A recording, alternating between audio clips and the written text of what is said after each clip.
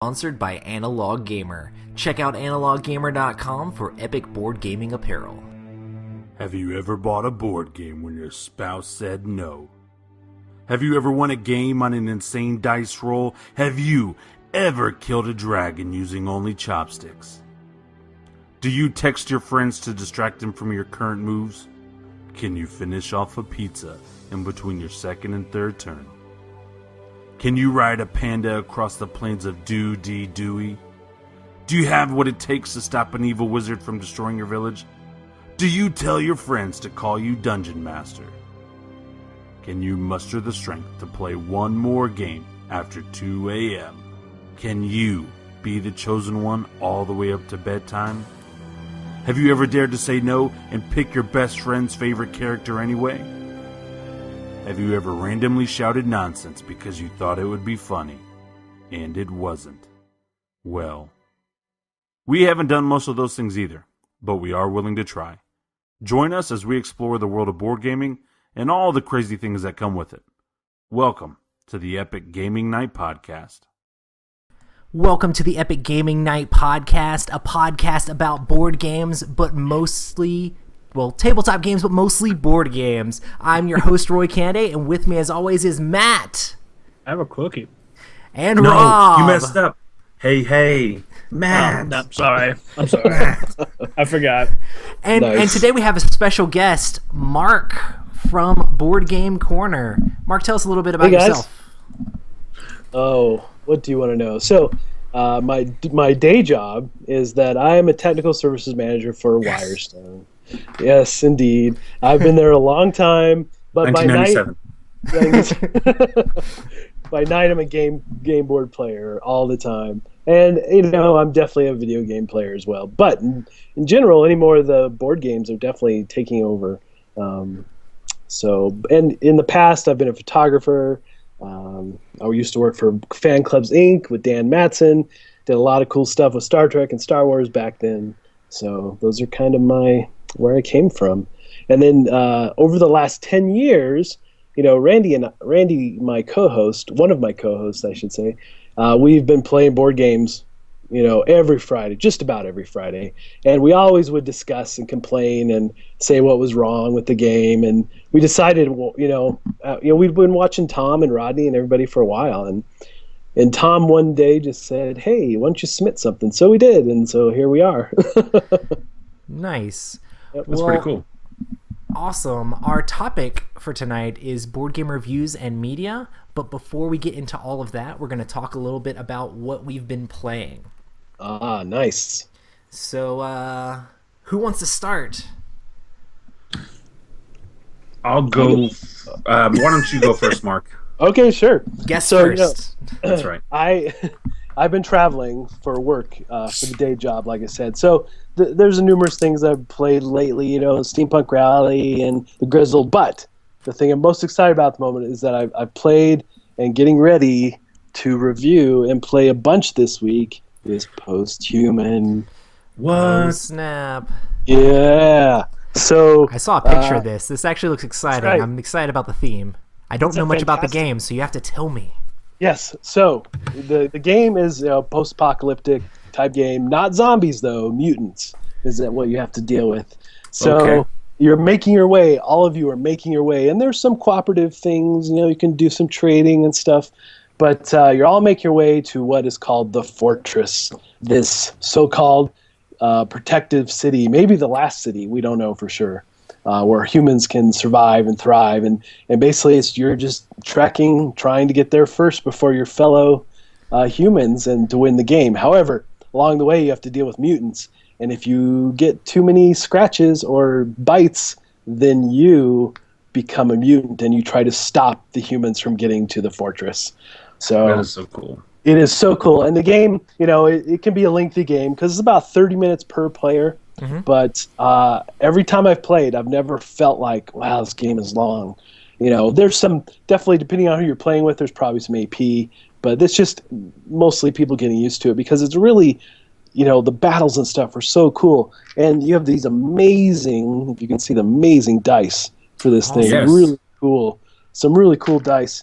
And just like with a lot of like RPG type games, you have these character sheets basically that these fill out differently for whatever character you're using. And the cool thing is that you get equipment and you can change it up, and you can be different every time, and it's just really, really cool. And not to give spoilers away, but it's probably going to be in my top 10 for the year. That's awesome. Yeah, that's actually a very big deal. Yeah, I Okay. love it. So, When we did a podcast on theme, one of my top themes was like Gamma World style theme, which is basically Right. that like post-apocalyptic, not zombies, but with like mutants and like superpowers and like ray guns and like all sorts of crazy stuff. Because that's what I grew up playing, is the role-playing game Gamma World. Like my dad too. played it when I was like 12, all the way up to. I mean, we had a campaign that went on for years, so I'm really excited to see this game. And also, have you heard of Defenders of the Last Stand or whatever? Yes. That Richard yes. Linus is doing? It's like another game in the same Another theme. game, yeah. So I'm like, yes! I talked about that theme. Like, I talked about the theme, and I hadn't heard of either of these games. And now, like, they both popped up, and I'm like, I know it had nothing to do with me, but that's exciting. Yeah. Yep. Yeah, I'm pretty excited. And I got to, not to be a name dropper, but I got to to play Forbidden Stars with Richard at GTS in January. It was pretty amazing. So I played it. So talk about the epic game, right? I got to play that game with Richard and with Rodney and Tom. Yeah, and I saw pictures of that. it was so much fun. That's right. That's right. Yeah. Because I remember in the video, you guys were saying how you dreamed about it. Yep. Yeah, like Totally did. that was one of the first games that you guys had just like you went to bed thinking about it. You thought about it during That Well, actually that review made me go out and buy the game. I As- pre-ordered the game. As far as games that are like on the top of my list, like that one's right there. Like I really yeah. want to get Forbidden Stars because Rob won't bring it over and play it with me. So What? You got to remedy that. we just got to make time. It's one of those games that's going to take a little bit It's longer another, than an. it's another big game you got to sit down and really dedicate time to. And it's only a 4-player game for the time Right. being. And so, usually our crowds, what we've been averaging or what Roy's been averaging is about 5 to 7. Let's say on average, like maybe 6 people. And so getting in that 4-player, 4-hour Forbidden Stars just hasn't. We're just gonna have to schedule it on like a Saturday. So Right. Yeah. Totally. Yeah. but yeah, it looks awesome. We got to demo that game at Gen Con and it was like It was amazing. it was awesome. It was Yeah. super cool. I love the orcs. That's who I got to play with. Right. Yeah, the orcs are just ridiculous, and their little infantry guys just hit so hard. So, Right. and I It love was so how all the pieces are individualized. Like Oh, each totally. faction has its own unique pieces. I love that. Absolutely love that. Now they just need to add Necrons. Right. they will. I was so focused That's on attacking Rodney that I left my world wide open when Richard came in and basically was on the verge of taking me out. We didn't play a full game because there wasn't time, but anyway. Who It had was- the most objectives at the end? Rodney. Yep. He teaches people rules and he wrecks people in games. Not even fair. Yeah, It's because he knows the rules. that's right. Well, actually, Anton from Fantasy Flight taught us all. None of us knew about it at all. Yeah. So he kind of walked each of us through turns. It was pretty cool. A first look. Yep. That's awesome. That is so awesome. So, but yeah, anyway, back to Posthuman real quick. I got to play this game from several iterations. I got to play some prototypes and Oh, nice. and I played with Sean Brown, the publisher, Mr. B Games, several times. The last game we played just dominated. It was so frustrating. But yeah, so anyway, it's a fantastic game, and I can't wait for folks to get it. But Do you know when it's coming out? I believe it'll be. I think there might be some copies at BGG Con. Nice. Will be the first chance the public can buy it, I think. Is that November? Yep, November. Nice. Yeah. I'll definitely have to look that one up and make sure to watch you guys review when it hits. Yep, and I actually interview Sean on Blender this coming Thursday. So Oh, nice. look, So Yeah. it's like we interviewed Sean because we're interviewing you. Who That's right. interviewed Sean, By proxy. right? that's right, exactly. I've been watching The Ask him Office all the again. same questions. I've been watching The Office again, and the boss is like, well, I made the guy who gave the speech of 1,000 people laugh, so I made all 1,000 people. So that's how I feel with Mark. We did that, guys. We can put that down on our LinkedIn that we interviewed Sean now, because in essence we interviewed Mark. That's right. So, any other names you want to drop for our LinkedIn profile, Mark? Please just. We certainly dropped a lot of names. We're just gonna have an Epic Gaming Night profile. That's right. So, love it. I can go next. On our Friday night stream, we played Race for the Galaxy.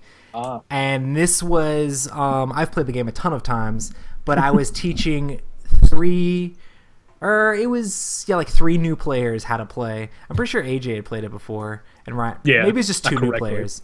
But Race for the Galaxy is like this card game where you start with cards and you're gaining cards as the game goes along, but there's lots of simultaneous actions. So there is a explore phase and a develop phase and a settle phase, and only the phases that people select from these cards actually happen. It's an older game now, and they've actually made a newer version of it with dice called Roll for the Galaxy. But it's a cool little resource management game and trying to play off what other players are doing and trying to figure out how to best use the cards that you get and how to dig through the deck to get better cards and go with whatever strategies the cards give you. But it's a lot of fun. There's like two different strategies that really work. Is the trying to get a lot of production set up to where you can get planets to produce goods and then consume the goods with your planets, or you can do a huge like military strategy where you're just getting these huge planets and building up your military. It's a very interesting game with lots of iconography. So one of the main reasons I hadn't taught this group how to play was because I was dreading like actually teaching the game. So I was like, okay, well, we're gonna do this. Like, we've got the right number of players, and it's been long enough, and it's on my list of games to play this year, so I need to get it played. So this was the first time I've played this year. But Matt, what did you think of Race for the Galaxy? Seeing that this was your very first time playing, how was the learning curve on that? So the learning curve, I feel like, stems entirely from the iconography almost, where it's just like, hey, man, so there are 30 to 40 different symbols, and in fact, you have a piece of paper that is printed on both sides that tells you what each one means, and I'm like, oh, okay. Ooh, goodness. Perfect. So like those first couple of rounds, I'm just like, I don't even know what I'm doing. I don't know what the purpose of anything is. But I mean, honestly, I felt like I'd had it down by the end of the game. And that was the thing that kind of surprised me, was by the end of the game, it ended up being, I tied for second. So Roy was in first with 31 points, I believe. And then me and AJ tied for second with 30. So I was like, I was so super surprised that I could do that well. Like, just in a game that took me at least 10 minutes to like understand how to read the cards. So once you pick it up, not hard at all. It's just that initial learning, getting into it. Yeah, what each and everything sounds like a lot to digest. Like that. I like the game a lot because it plays so fast with those simultaneous actions and stuff like that. And part of the simultaneous stuff, with all the iconography and the simultaneous stuff, it makes it even harder for new players because you're all doing things at the same time, so you don't have a whole lot of time to like explain each thing. But it's a quick game. It plays good with a wide variety of players because since it's so simultaneous, the more players you add, it doesn't make the game any longer. So that's really awesome. This is one of the only games I've had that like while playing the game, someone's just like walked out because one of my friends was just struggling with the rules so hard, and he played a military world and discarded a whole bunch of cards to play it. And I'm like, well, that's military, so you can't really do that. You have to have the military to be able to play that. And he's like, I'm done. See you guys later. Is that AJ? No. It was one of my friends a long time ago playing the game. But I could see AJ doing something like that. Like, okay, I'm done. AJ loves this game, and he's got it down pat. So he'll wreck you on some developments. I had a good time with it. It's awesome. People should definitely check out the game. Roll for the Galaxy may have replaced it, but I haven't had a chance to play that yet. Have you played Roll for the Galaxy, Mark? Oh, yes. And it definitely has replaced it for me. I definitely prefer Roll to the point that I don't even have Race anymore. So yeah, I know a lot of people were going that way. How does it help with the new player and iconography stuff?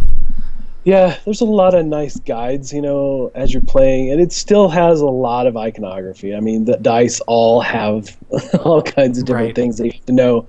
There's, some cheat sheets and stuff there to help you, but I don't know. I just felt like the roll version was easier to teach. Is it still as fast moving and fast paced as Race for the Galaxy is? Depending on who you play with. Yeah, it feels like there's very little crossover between players. It feels solitaire at times to me. Yeah. But it's really fun.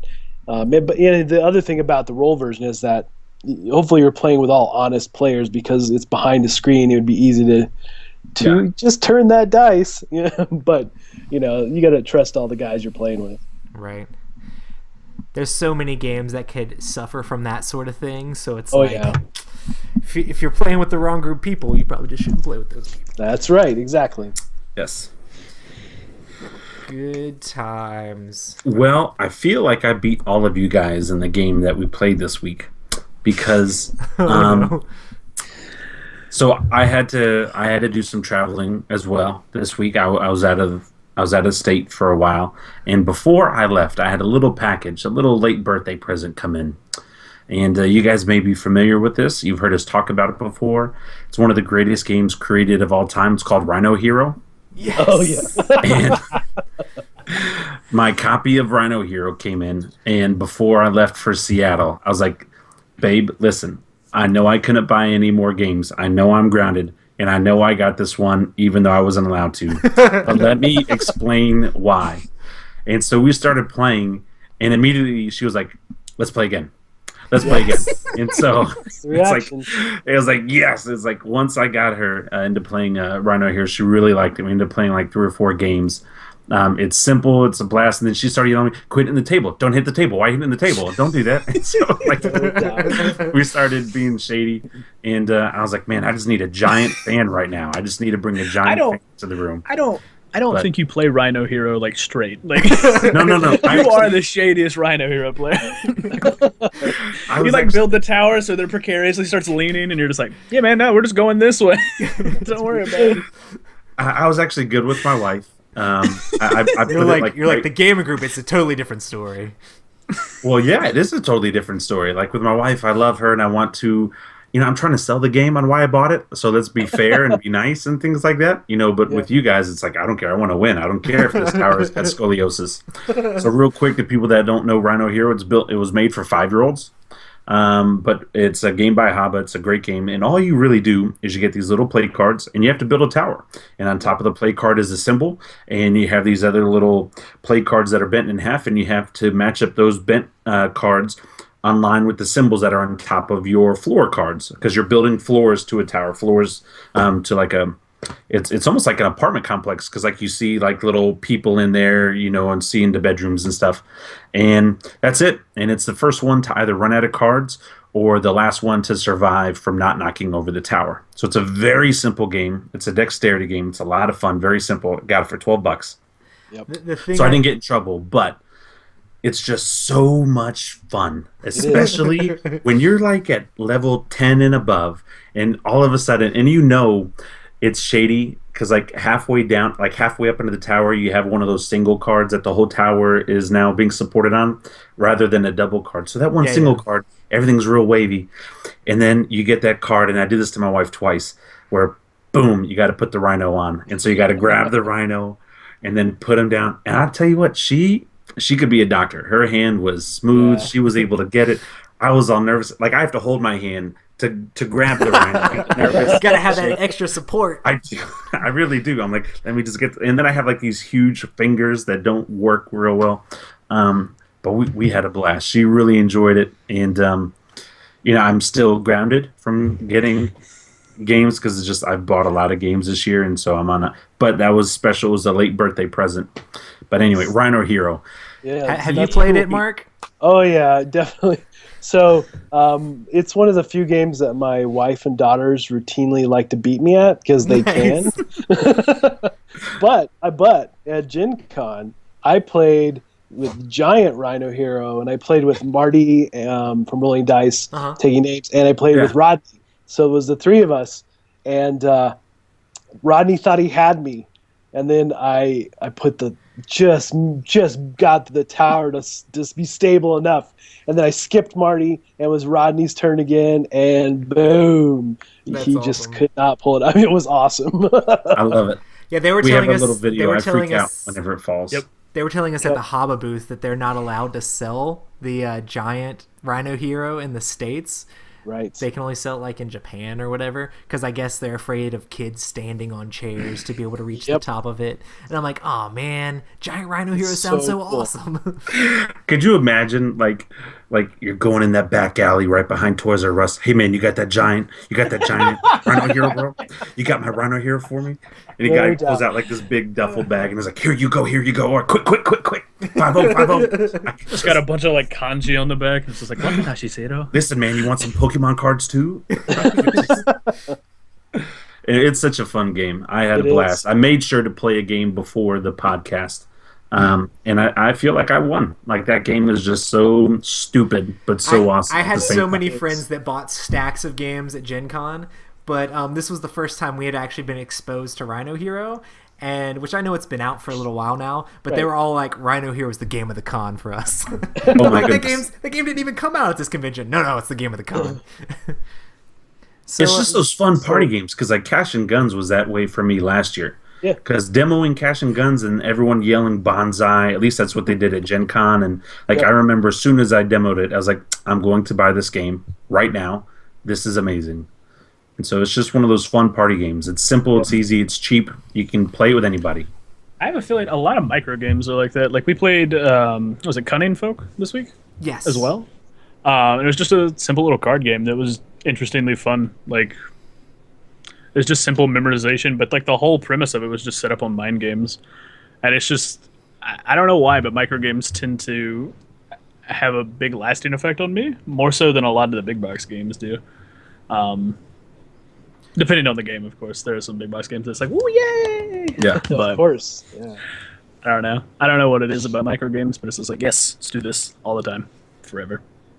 So you want to go more into how Cunning Folk works, Matt? Since that's one I can, of the yeah. games that we played? So I mean, what it's pretty much you have 9 cards that are laid out face down. Each card represents a particular villager, and each of these villagers either has a special effect like take an additional turn or swap cards from different locations, or some of the regular villagers you just can't do anything.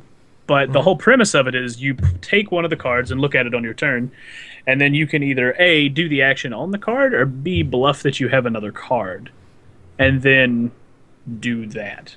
And so you can call people out if you think they're lying, and then if they are, they get a suspected card, and if they get a second suspected card, they're just out of the game. But if you call somebody on it and you're wrong, you get a suspected card. So it's this really neat kind of mind game thing. The whole purpose of it, though, is there are 3 good villagers and 3 bad villagers in each game. And so the good elder and the bad elder, when you pick those up, you can reveal the 3 opposite ones. So if you pick up the good elder, you can reveal the 3 bad villagers. And if you do that, you win the game. So the whole purpose is trying to figure out where everything is, either by looking at everything or determining, based off what everybody else is playing, to just win. I don't know. Yeah. It's kind of interesting because if people take the actions and don't lie, and you just kind of go, like, actually believe them, that can give you knowledge on what the card is if they weren't lying on it. So a lot of times it's beneficial to lie just to make someone think a card is in a space that it isn't actually. So... And that's always one of those things that's fun, is like when you pick up a card and you're like, and I'm going to take another turn, and then you take your other turn, and then the next person picks up the card that you just took the other turn off of and picks it up and realizes that it's not the card that you can take another turn off of, and just puts it back down and it's like, oh, that's that. Because they don't want to get called out, and everybody's like, oh, okay, cool. Right. It's definitely one of those games where it's kind of a little bit like if you're playing like Masquerade, where there's stuff swapping around and moving all the time, where it's like, while you're playing the game, you have to pay attention to everybody's turn because the board state changes. And it's like, okay, because one of the Evil Witch lets you swap cards. When we weren't playing correctly, where we were just swapping them above the table. But the actual rules I talked to the publisher is you actually take them underneath the table, masquerade style, and can swap them or not and put them back. So that makes it a whole lot more mind gamey and complex, and you can kind of hide cards a little bit better from other people. But when did this game come out? It's been out for a while. It's by a small publisher. But I think they pretty much just sell them online. Okay. Because I remember when we played Masquerade, that was a lot of fun. But yeah, this game is by J Treats, and it is put out by Button Shy Games. And if you check out on there, it's pretty cool. But yeah, like this game in this little wallet thing is like $10. It's pretty cool for just like a little bitty micro game. And it was fun. Like it made me feel of like when I got Love Letter for the first time and played it, because I was a huge Love Letter fan. And I mean, it's not really the same sort of game at all, but it still has like some like bluffing and deduction and stuff like that. And it's like just tiny little cards. I mean, technically all you need is the 9 cards to play the game. It's got some alternate roles too. Like one of them's a cat, where when you reveal it, you're supposed to meow, which is awesome. And you can just bluff the cat somewhere else. You can look at another card and be like, meow. And people are just like, is that where the cat is, or should I call him? Like, why would you lie about the cat? Like, how does that even make any sense? Yeah. It's just a wonderful little micro game. Like, I don't know. Cool. I'm gonna have to finish off my 100 with little games like that throughout the rest of the year. Because I'm 4 games away. You're like, I can justify $10. I can't justify another Forbidden Stars. Yeah. Right. Yeah, like $100 game. Yeah. I'm so close though. I'm at 96. Nice. When does Blood Rage come in, by the way? Bro! Oh my gosh! Okay, long story short, Asia's getting their copies right now. Australia will be getting their copies next week. And then it's going to hit the ports in the U.S. Next week. So it's going to hit the ports, meaning I'm not going to get my copy. They're saying... Dude, you were just in Seattle. You should have like gone to the ports and just waited for it. No. Just been like... That would have been Blood amazing. Rage. But I'll probably get Blood Rage, I'm hoping by the middle of October. That's awesome. I don't know. I feel really bad because I know we're going to do like our top 5 soon. And I've only demoed the game and I already feel like it's going to be my top 5. Oh, yeah. Before, like, I almost want to put it in there, even though I've only just demoed it once. It's like, yep, I just know. Vikings, you kill each other, you kill yourself, you get glory, the world's blowing up. Yep, I'm going to love this game. Oh, and the minis are absolutely fantastic. And Eric Lang is attached to this.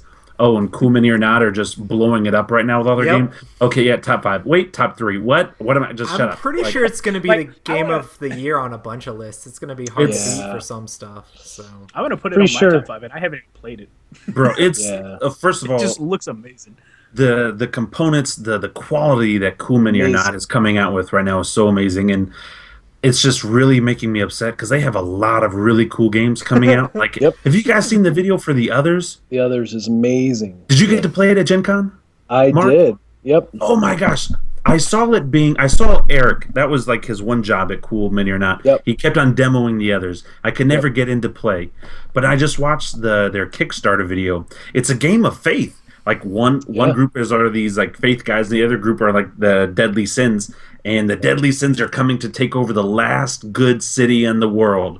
And these guys are going around blowing up these huge demon-looking like creatures to try to keep the good people alive. It's just, I remember they are creepy looking.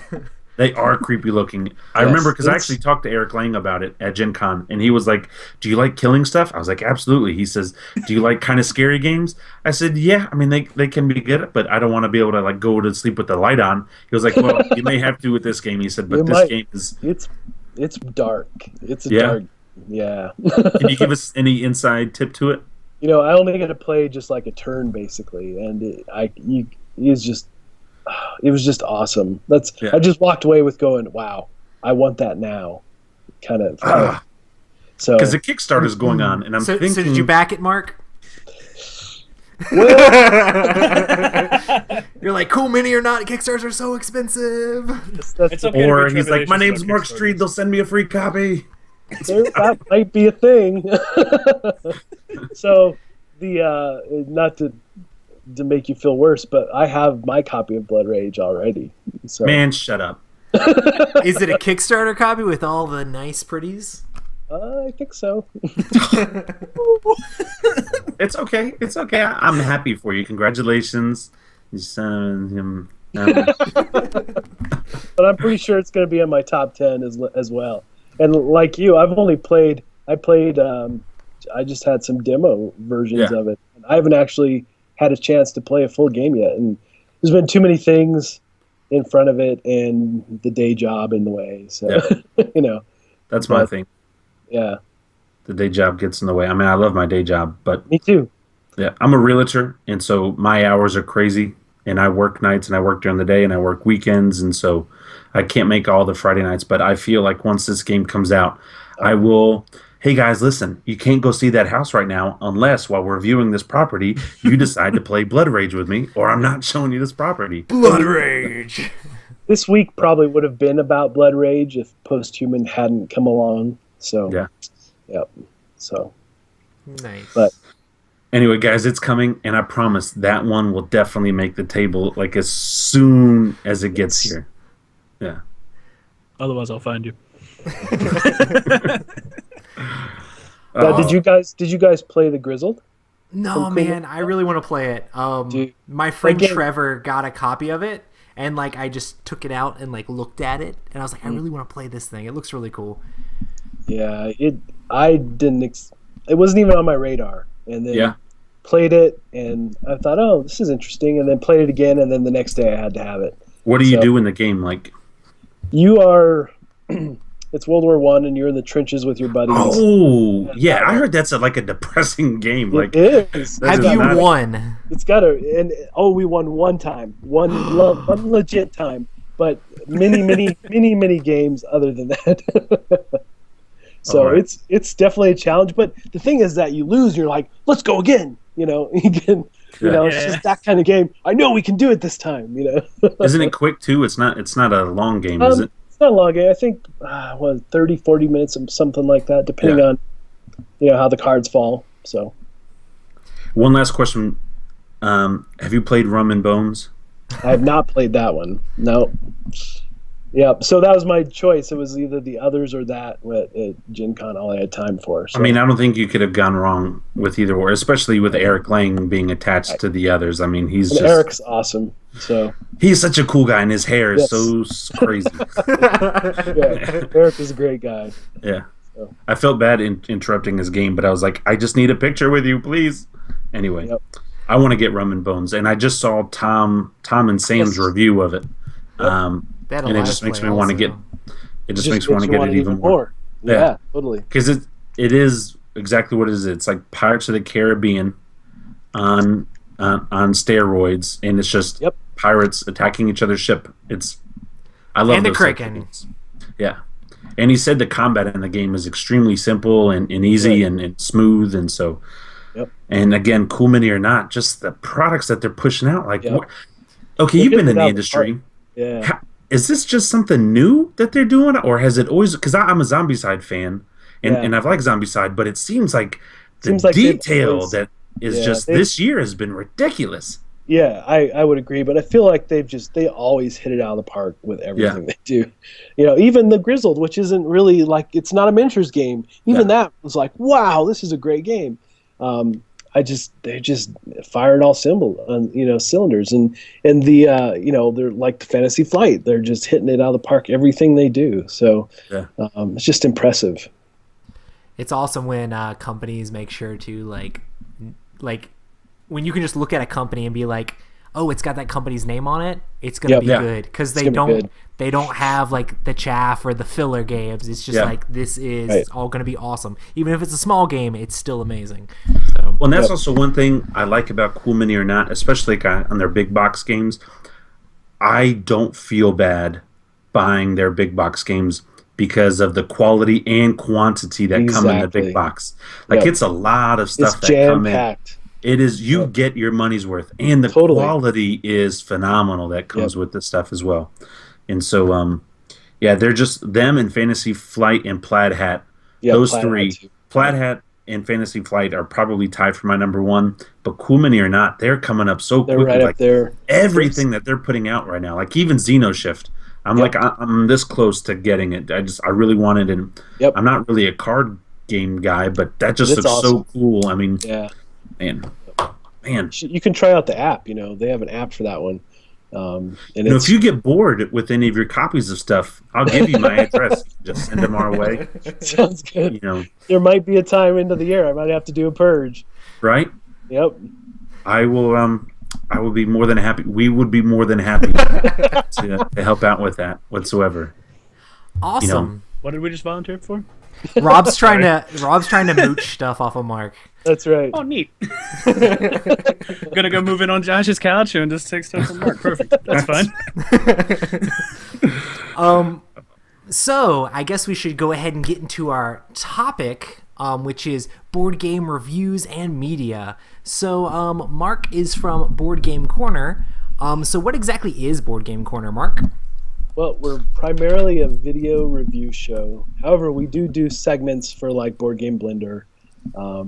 Randy does an occasional segment once in a while. He hasn't done one for a little while now, but I do the corner chat segment for Blender, and publishers, designers, people in the industry, other reviewers, so forth.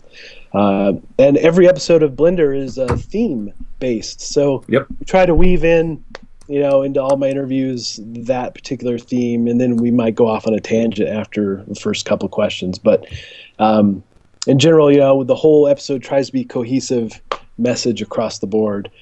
Actually, the corner chat segments might be my favorite thing at the moment. I really love doing the reviews, and I love editing them and doing all like the B-roll and the cuts, and I really enjoy all that. But man, just being able to interact with people for corner chat and meet so many cool people is fantastic. But primarily, we're a video review show on the Dice Tower. So Cool. yep. Awesome. So what made you want to do board game reviews? Like I said, so Randy and I have been playing games forever, it seems like, and like we would complain about games and we would have banter back and forth, and we thought at one point that, wow, why couldn't we we were watching the Dice Tower forever and watch Rodney and others, and thought, why can't we do that? So we just love the hobby so much that we just wanted to suck other people in as much as possible.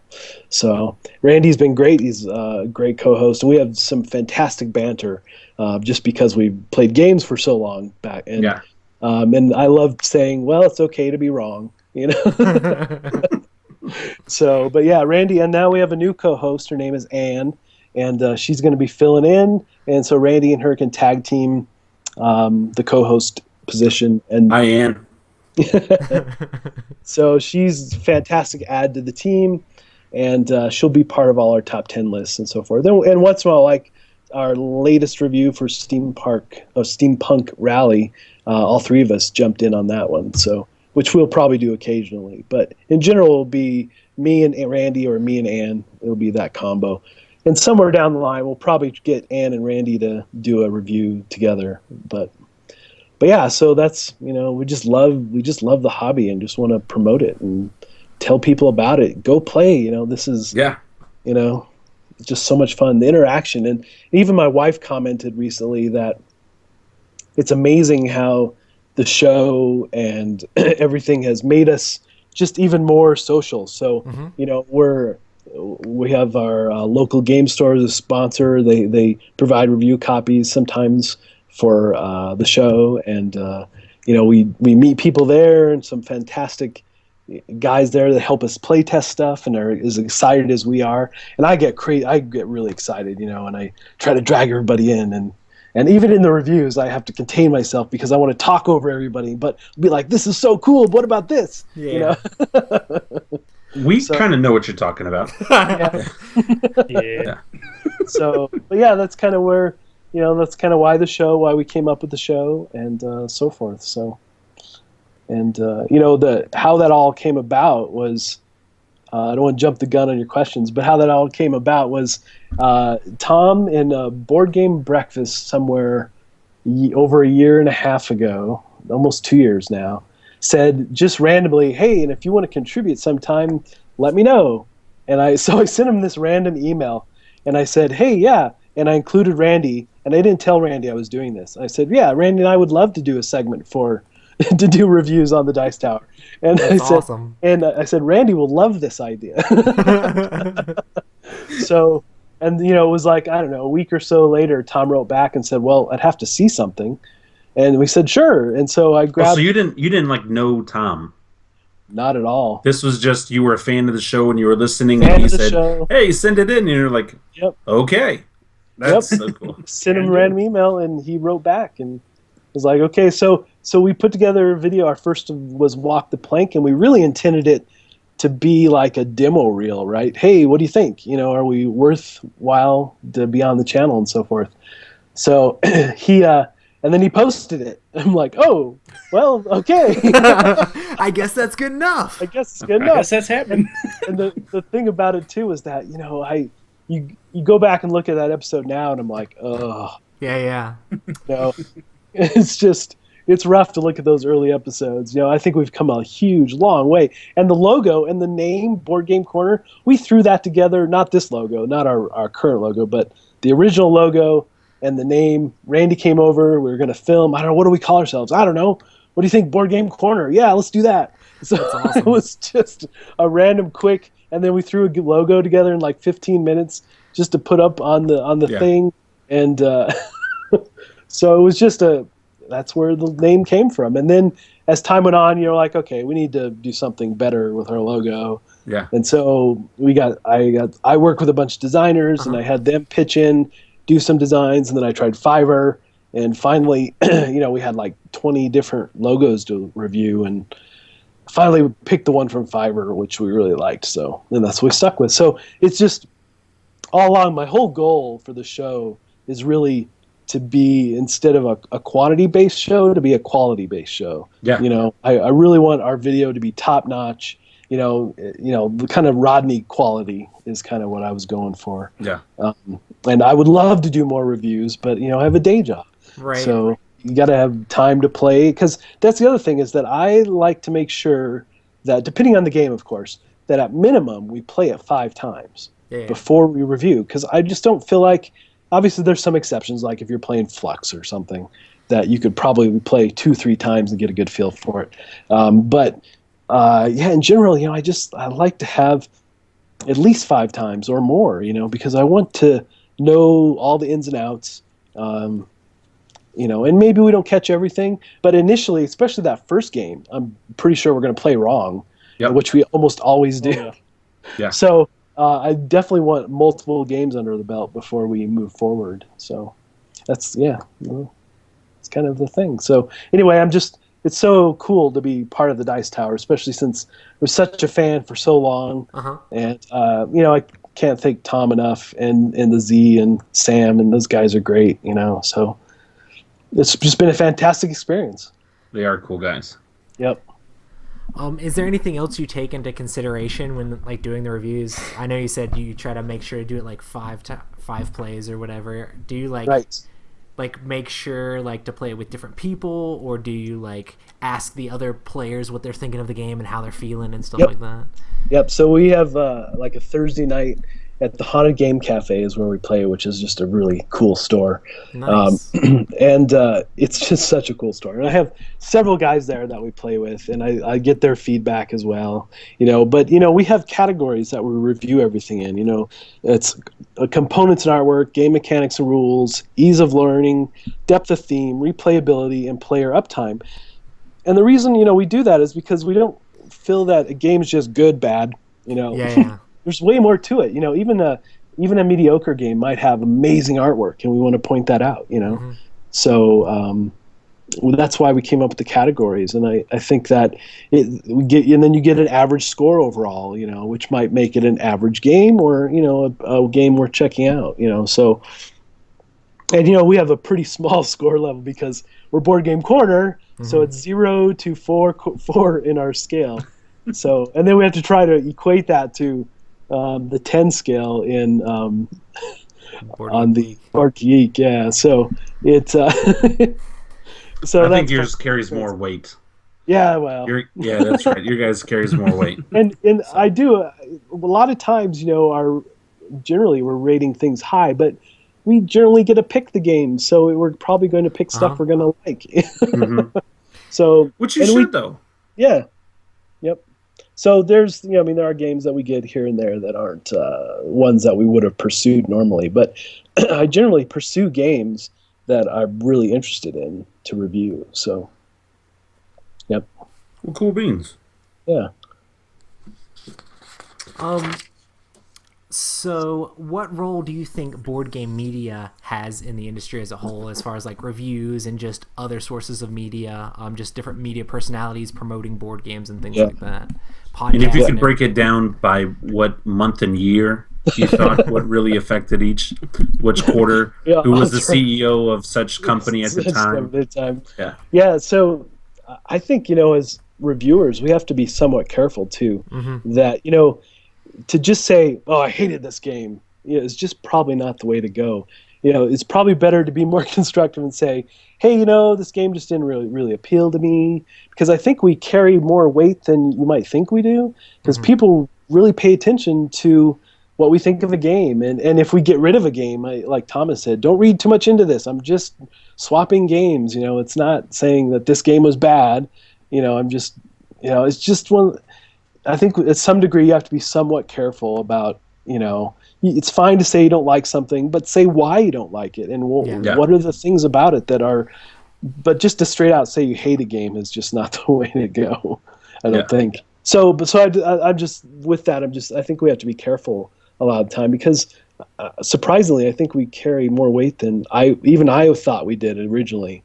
So I think just as a whole, I think we help push the whole industry just hugely, because most of us are are just giving of our time. It's not like we're getting paid to do this, and we get just a lot of viewers, and people are always looking to see what we think of stuff, and it's just really interesting to me that people are so excited when like a new video is posted or a game they're really interested in, and all the feedback we get, it's just really cool. And sometimes you get the feedback, even the negative stuff, we try to always respond to in some way. In the comment field. So I just think that, and then you get like Rodney in the mix, who does an amazing job just teaching games, and refuses to review in any way, which I admire, because we did one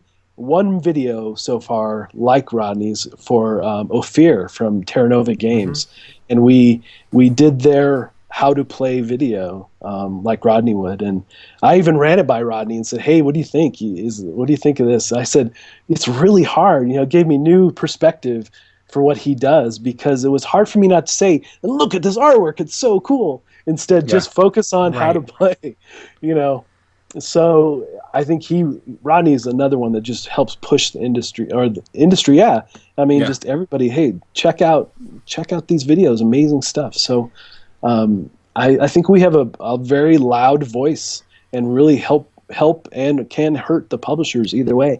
But I think it's good to give feedback, like I said. I think it's good for them to hear like, oh, hey, like Steampunk Rally, I really, really like that game, but I feel like the board should be bigger. So things like that, I think are constructive and, worthwhile talking about, without like totally destroying a game or a publisher. Like, what were you thinking? Yeah. I know for me personally, like I don't have a huge amount that I can spend on games all the time. So like researching a game, watching reviews, checking out I know a lot of people hate like unboxings, but like even just to see like the components of a game is like very important to me. Like I need to make sure a game is something that I would actually like and enjoy before I purchase that game, because in the past I've said, oh man, this game is by this designer and this publisher, it's got to be awesome, and I would buy the game and basically never play it and get rid of it because it wasn't something I was actually into, or it wasn't what I thought it was. So I feel like reviews are really important for people that don't know exactly if they're going to like a specific game, and it helps them make a good choice. Not necessarily that you're like driving them to like certain games and dislike certain ones, but it just lets them know, because I can look at a game that someone doesn't like and see what they say about it and just see the components, and maybe I could still be interested in it, just because I'm like, well, that actually looks cool, let me dig into it more, because I normally don't get my information from one source. I'll go to Board Game Geek and look over there and see what people think, and then I'll watch what Rodney says, and I'll listen to podcasts and see what they're saying about it on the podcast, and I'll watch several different reviews on it, especially if it's something that I'm really excited about, and then I can make an informed decision. So you guys are helping inform the public of what's in these boxes, because I mean, you can look at the box art and maybe it's terrible and you would never know if it's good or not, but it could be look gross, and it could be have crappy components, but it could be amazing, and how would you know without checking out these other guys? And that's why I like having, you know, Ann and Randy, because we have very different things that we like too. So, you know, if you're like me, a big theme guy, that you know, that's the first thing that sucks me into a game, you know, the artwork, theme. And then if, you know, the components are good, and then gameplay wasn't so good. But, you know, so I look for all those things. But Randy probably looks for mechanics before anything else. And I think Anne probably falls in between somewhere. And, you know, she's a big fan of card games and so forth. And it's great because does a lot of two-player games, which, you know, it's hard for me to get two-player games to the table. Yeah. So it's great having her for that kind of stuff as well. So and I think she probably gravitates a little bit more to the theme and artwork like I do. But Randy's straight up, so many times he's been like, well, it could have just been cubes. I said, no way, the characters are cool. Exactly. Like, we're definitely huge like theme and story people here. So on our podcast, we don't really like review games per se. We just talk about the stories and the experiences that they make. And we've had so many people just say, hey man, I had to check out this game because you guys talked about it, or hey, we really wanted to look into that more. I totally bought this because you guys talked about how you played it. We're changing lives. There's so many different ways you can learn about different board games, and I think like there's a lot of complaints sometimes on like review videos of people trying to not put their opinions in their reviews as much, and trying to just look at what the game is and boil it all down. But personally, like, I want to know whether you like the game or not. Like, if you reviewed the game and then at the end we're like, well, that's what the game was. And it'd be like, but did you like it? Are you keeping it? Are you playing it? Are you going to plan on playing it more in the future? And normally if you find a reviewer that fits your style, you can sort of like gauge whether you'd like the game off of if they like the game or not. Totally. And I think that's the best way to go, you know, find that person that fits most of the games you like and then follow them, you know. So, and the other thing about that too is that, like you're saying, is that we've had a lot of feedback that what people really like is that banter at the end with Randy and I. So I never feel like any of us would do a review on our own, because I think the value add is that we have that opposing back and forth views on a game, or what was cool, what they thought was cool about the game, or what wasn't, you know. And you can add in a little bit of our game experience instead of just like, this is what the game does. This is what actually happened during the game. Right. Like an epic thing that happened, or like a story that happened. And and I love to do that all the time, no doubt. And how the stories bring in the theme, and for me anyway, that's a big thing. So for us too. Awesome. So how did Board Game Corner become to be part of the Dice Tower? Is there any more information? You already talked about that. I already talked about. So yeah, it was just the crazy right place, right time, and Tom was very accommodating and has been phenomenal for us. You know, just so welcoming, and really appreciate it, everything he's done. Let us know how you really feel. He's not. I mean, he and the rest of the world, they are listening. So if there's anything that you want to tell him, just let us. No. He's been just fantastic to work with, and always right there. Any questions I have, or you know, hey, I'm going to be late with a video. You know, as long as we're communicating, it's been just great. You know, so Tom is the genuine article. He's what you see in the videos is what he is. There's no there's no mask or falsehood there. That's him. I love when he does like negative videos so much. Like Yes. he just did phase 10 and like I knew he hated the game and I was like so excited to watch the video because I'm like, yes, what's he gonna do? Like, is he gonna throw it off the building? He's like crumpling the cards and ripping them in half. I'm like, yes. I don't know why. It's so awesome. It's very entertaining. And when he has his board game breakfast rants, it's really fun. Yeah, Yes. Got to throw more board games off the top of the roof. That'd be awesome. Yeah, I mean, like I was a big fan before we were ever part of it. So just to be part of it is so cool for me. Still, it's one of those things that I'm like, I think about it and I see the followers we have and people are across the industry are so awesome. So I feel like, is this? Randy has said multiple times, "Are you sure we're not in the Matrix?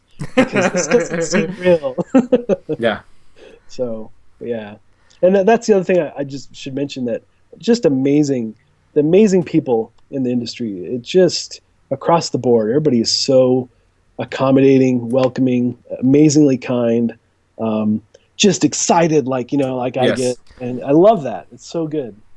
I would definitely agree with that. I know we've had great experiences from having you and other people that are wanting to be on the podcast, and even going to Gen Con and meeting other companies there. I mean, they're fans too. And everyone's really excited, and the industry is not mega yet. I mean, it's a big industry, it's a big moneymaker, but everyone's still really passionate. It's like no one has their noses up in the air. Like even the big companies like Fantasy Flight. I mean, when you talk to the guys, we were able to talk to Chris, Roy and I after their in-flight review, and he was super cool. He didn't act like he was anything other than he was a guy who liked board games. Exactly. And so, really, really great community. A lot of fun. Being part of the network and stuff, are there any specific like collaborations you've had with other people, or like interviews you've gotten to do with different designers that has been really awesome that you'd want to talk about, or have crazy stories about? Just working with Z alone is just awesome. I mean, if that's all I did, if all I did was work with Z and do a corner chat, I would be just awesome. Yeah. I mean, that's just one of the highlights of what I do. I think it's really fun. But one of my favorite moments was we were at GTS in Vegas, and I had set up interviews for Corner Chat with Rodney and Emerson. And so, we did Rodney, and that was great. It was awesome, actually. He was one of the best. No, it was just great. It was great. We saw that. No. We saw that. The funny thing about that with Rodney, so there's two stories, I guess. Funny thing with Rodney is that the way we had to shoot it was in the hotel room, and somehow, I'm between Z and Rodney, and they're both on these tall chairs, and they're already taller. And then I'm on this little chair, so I look like the little kid at the big kids table. So that was pretty fun. But the thing with Emerson, so I was feeling pretty good. I hadn't done a lot of corner chats, so I get a little nervous to talk to some of these people and so forth. And then I'd set it up with Emerson. I was pretty excited because Volt Robot and talk about his different upcoming titles. And he sends me this message and he says, "Hey, do you mind if I bring a couple people with me?" I said, "Sure, I guess." And so he knocks on the door and I go open it, and with him, so I have Emerson, Eric Lang, and James Ernest, all That's three. Awesome. So they all just a couple guys. Just a couple guys. So and then I was nervous, right? So but they all three of them really set me at ease, and it was just a blast to shoot that segment. And then at the end of all our episodes and things, we always do see you at the table. And I told, okay, guys, I do this. You don't have to join in, but if you want to, you can. And then so Eric Lang afterwards, he's like, "Guns." And the whole room erupted in laughter. And you can hear Z in the background laughing, and Eric. And so it was just awesome. So that was just a really fun, unexpected. Emerson just made my day with that. I'm like, Eric Lang and James Ernest as well. So that was just awesome. Yeah, one of my most favorite interviews. Yeah, the awesome thing about like all these other content creators and designers and publishers and everything is they're all also like fans of board games too. Like they all play each other's games, and they all like the stuff. Like we all have this like joint hobby together that we're all like a part of. So it's like you automatically have stuff to talk to them about because we're all just like huge fans of board games. We're all a fan of the industry as a whole. So it's always really easy to get into conversations with these guys, and it's a blast. Yep. I just had so much fun. It was just amazing. So Never mind.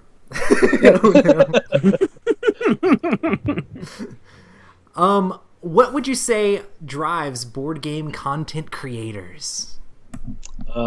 just the love of the hobby, really. I mean, for me, that's what it is. I love, and the funny thing is that I spent years behind the camera, right? And now I'm in front of the camera, and that took, I don't know, we've been doing this a little over a year and a half, and we've got 50, 60 videos, something like that. Not really that many. You started in February of 2014. That's right. And that's when we started with but I think our actual first airing was in April. So we actually count April as our actual anniversary. So, but yeah, so I forgot where I was going with that. So I'm so sorry. That's all right. You totally threw me off. So yeah, I totally forgot. What was I talking about? What drives us to create content? So yeah, the excitement that I get from playing, and I get so excited, so I'm just really driven to do this content. And then being in front of camera was really, really hard at first, but now I love it. And it almost, I feel like if too many weeks go by and we haven't done a review, I'm starting to Jones to do it again, because I'm so excited to show off a game and just show it in like all the components and show it really well for folks to see.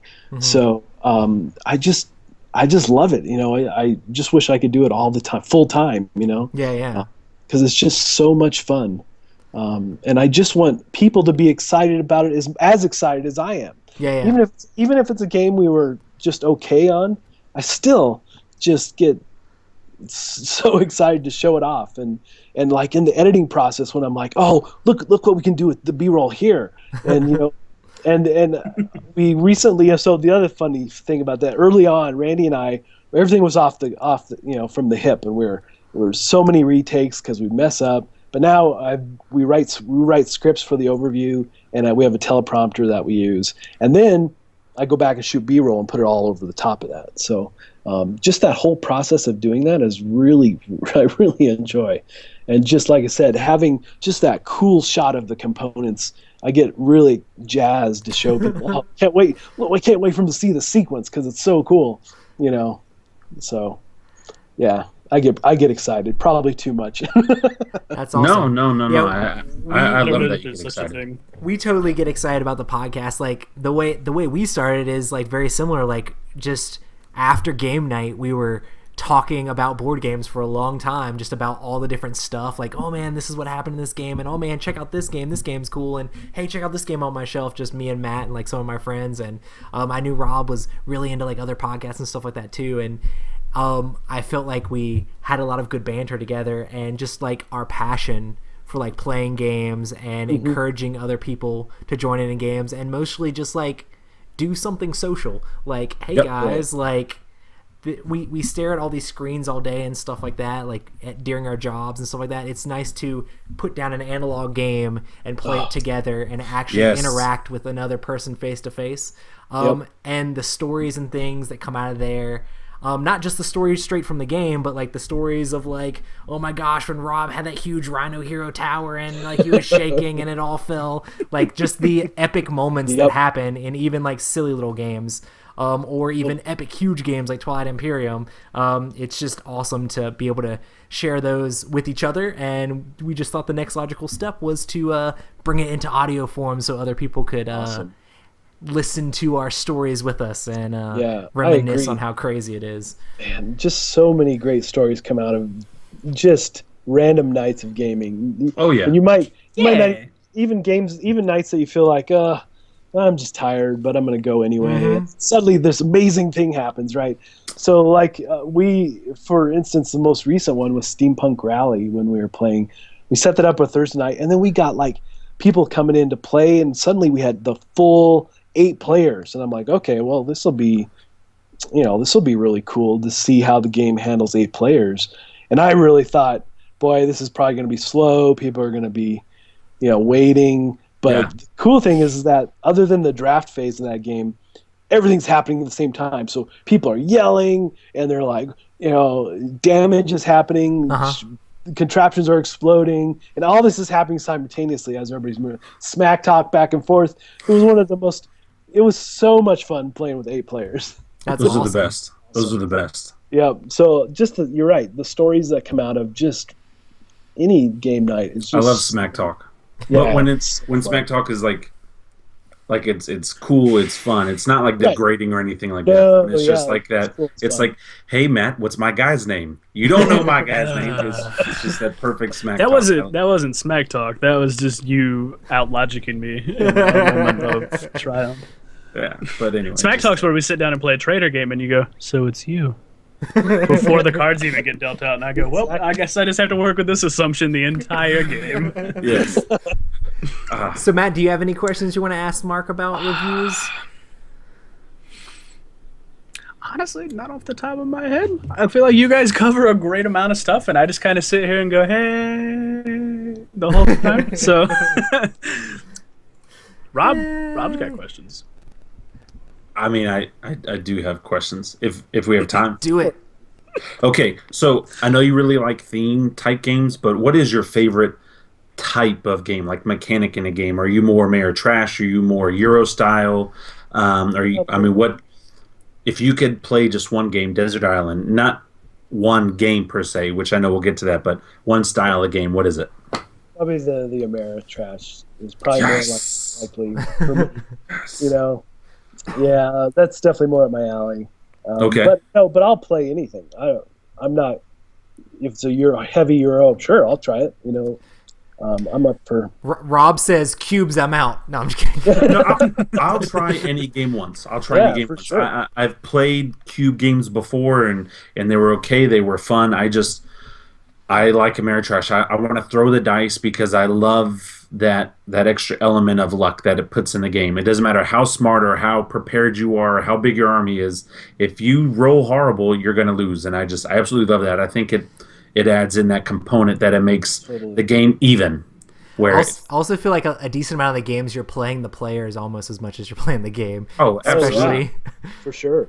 All right, so that was the first question. So Ameritrash, that's awesome. Second, what is maybe an IP that hasn't been turned into a game yet that you would love to see as a game? Oh, man. Wow. I know that's kind of tough because just about everything is there, I know. Trying to think. The Last Starfighter. That would be pretty cool, actually. I would totally play that. I would too. Again, not to drop names, but I have an acquaintance friend is Eddie McClintock from Warehouse 13. I would love an actual Warehouse 13 really themed game. Yeah. That I know there was one recently, but it's not quite Warehouse 13. So I would love to see an adventure type game where you have to stop artifacts from taking over. And that would be so much fun. But, Eddie is fantastic. And, the cool thing is that not to go too deep and off tangent here, but Eddie was amazing because my daughter was real sick for a while. And when she turned 16, I did this amazing compilation video, people telling her happy birthday. And I just randomly contacted Eddie over Facebook, and he sent back this amazing video. Singing, man, that's so cool. Yeah, singing to Shelby in his trailer while he was on set at Warehouse 13. And ever since, and then he was in Denver at a convention, so we finally went and saw him. And I said, "Hey, Eddie, I'm Mark Streed." And he about flew over the table and was giving the girls hugs and all of his hugs, and just a fantastic, genuine person, That's awesome. And I've met several celebrities, and he's one of the few that is just phenomenal. And truly there, and this was, 3-4 years ago that all this happened, and we still stay in touch, and we talk every now and then, and he checks in and I check in. It's just really cool. That's so cool. And I loved that Warehouse 13. It was such a great show. I would love to see an adventure game around that. That would be awesome.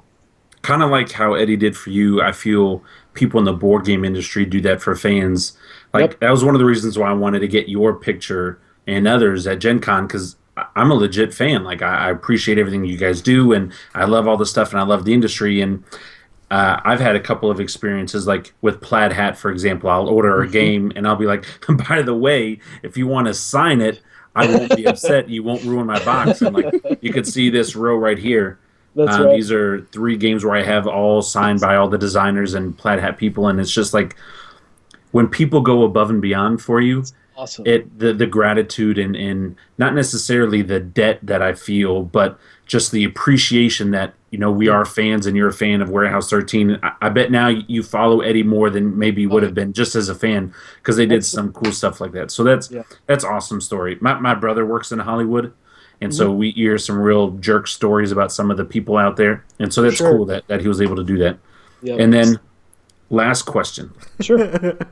Of Rob's questions. Last of my questions. I mean, I can keep going. Go for it. But, okay, you know stuff we don't know. You know stuff. Oh no!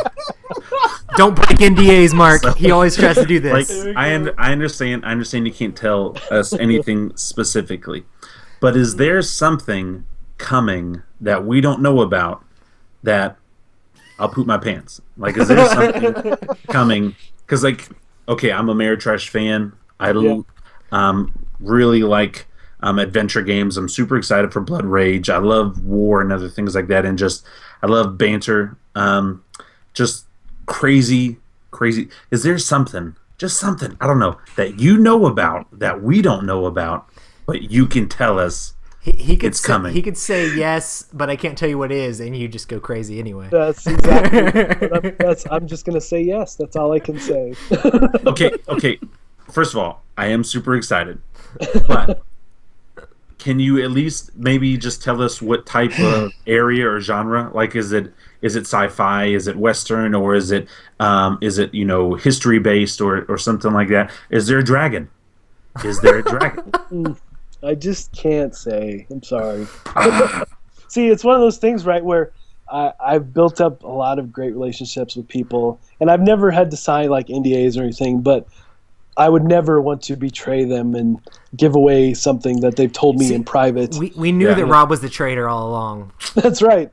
I've never been the traitor. So every time we play the games, I have not been the traitor yet. I'm just excited, and I don't think it's bad to ask.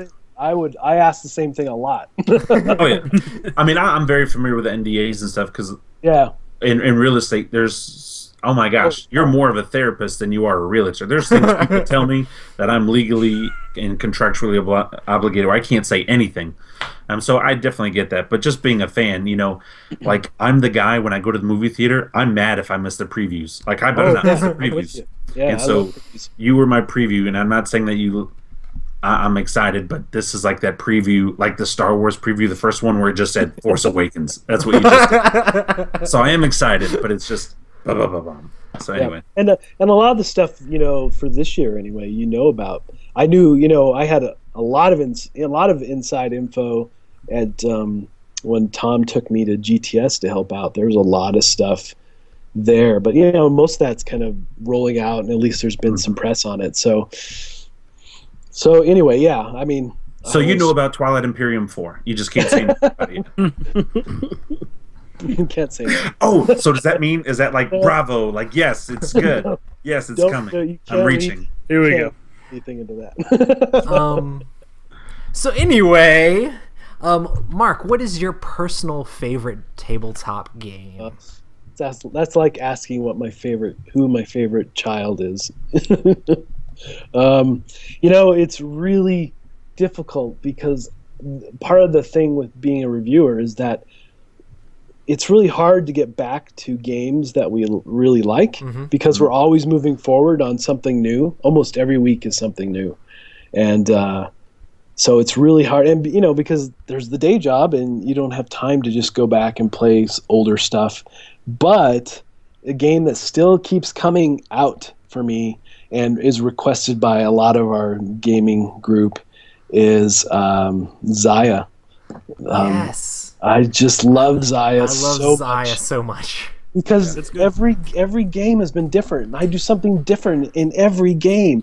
And then there's these awesome moments. Like the last time we played, it was phenomenal because they like I was in the lead, or no, I was right behind Randy, and I saw this chance that if I maximized my engines and went from the one planet to the smuggler planet, and I actually made it through the shields, I could pull out the win.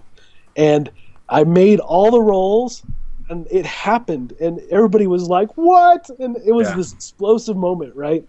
And granted, yes, the game can go on really long, but you can make the game short or long however you want, based on how many fame points you play for. So, but that game still, I just cannot wait for more content, more ships. I know, man. Love that game. I'm really excited. Like I didn't actually kickstart the game. I really wanted to. I've never actually kickstarted a game, but that was the first one that I really wanted to. I just didn't have the funds at the time. But once it actually came out, like I made sure to get a copy of it. But yeah, like the designer just announced, "Oh yeah, I'm working on this other game," and I it's cool to be excited for that. But I'm almost just like, "Dude, man, just make more stuff for Zaya." More Zaya. I know. More Zaya. Totally. Let's do it. Just, did you ever get the print and play expansion printed up? Yeah. Oh yeah. I'm so excited to actually like play with it. So me too. Yep. So yeah, that game is tops, and of course, you know, I just have to give a shout out to Emerson because Spectre Ops is totally one of my favorite games. I just love Spectre Ops. Love that game. So good. And you know, Imperial Assault, I love that game as well. And I really like the Legendary, the Alien version. Oh yeah.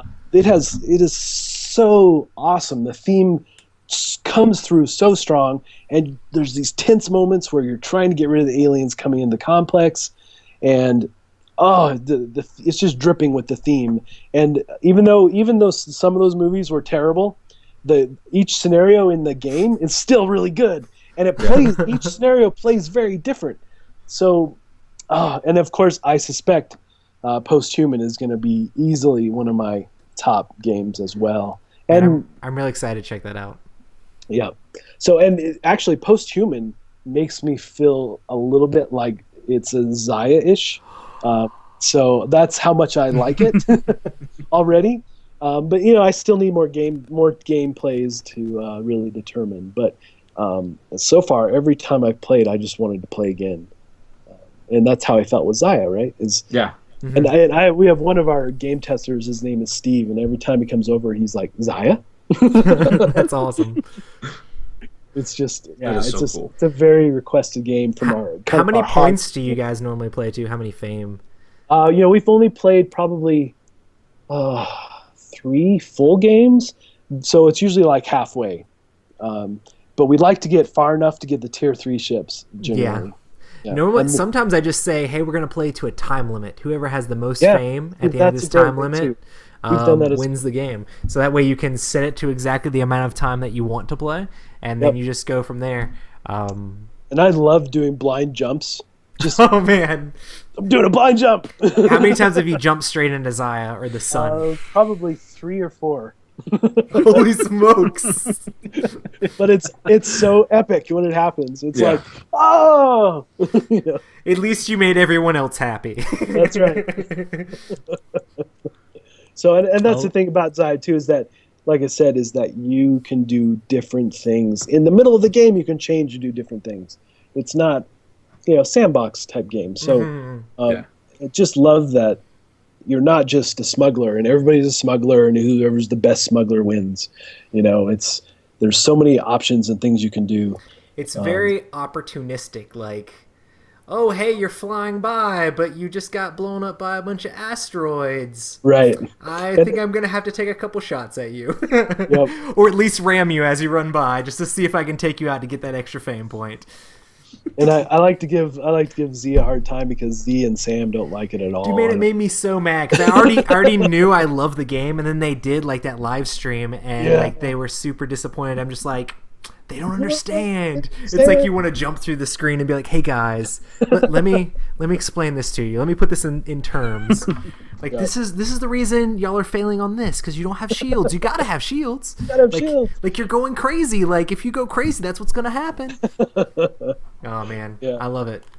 Yeah, and that's how like all this time. Like I mean, I probably gravitate towards more the games that Tom likes than anybody else. But there's several games that I agree with Xeon and Sam. Sam is, he likes Blood Rage, and he even used it. See, I'm more of a Sam guy. Yeah, Sam has some great stuff that he likes as well. So yeah. Anyway, well, like we talked to Sam when we were at Gen Con, and because he's a big Twilight Imperium 3 fan, and that's Roy's favorite game. Yeah, and Roy is like, so you go after the objectives, and Sam's like, no, I just build the biggest armada and try to blow everybody up. And I'm like, yes, that's me. That's what awesome. I want to do. Yeah. And Roy's like, but the game is to get objectives, and Sam's like, I just want to blow you up. And so, and I'm like, the game will never end. So it's crazy that like we have such different perspectives on the games, even though it's both of our favorite games. So it's kind of crazy. Yeah.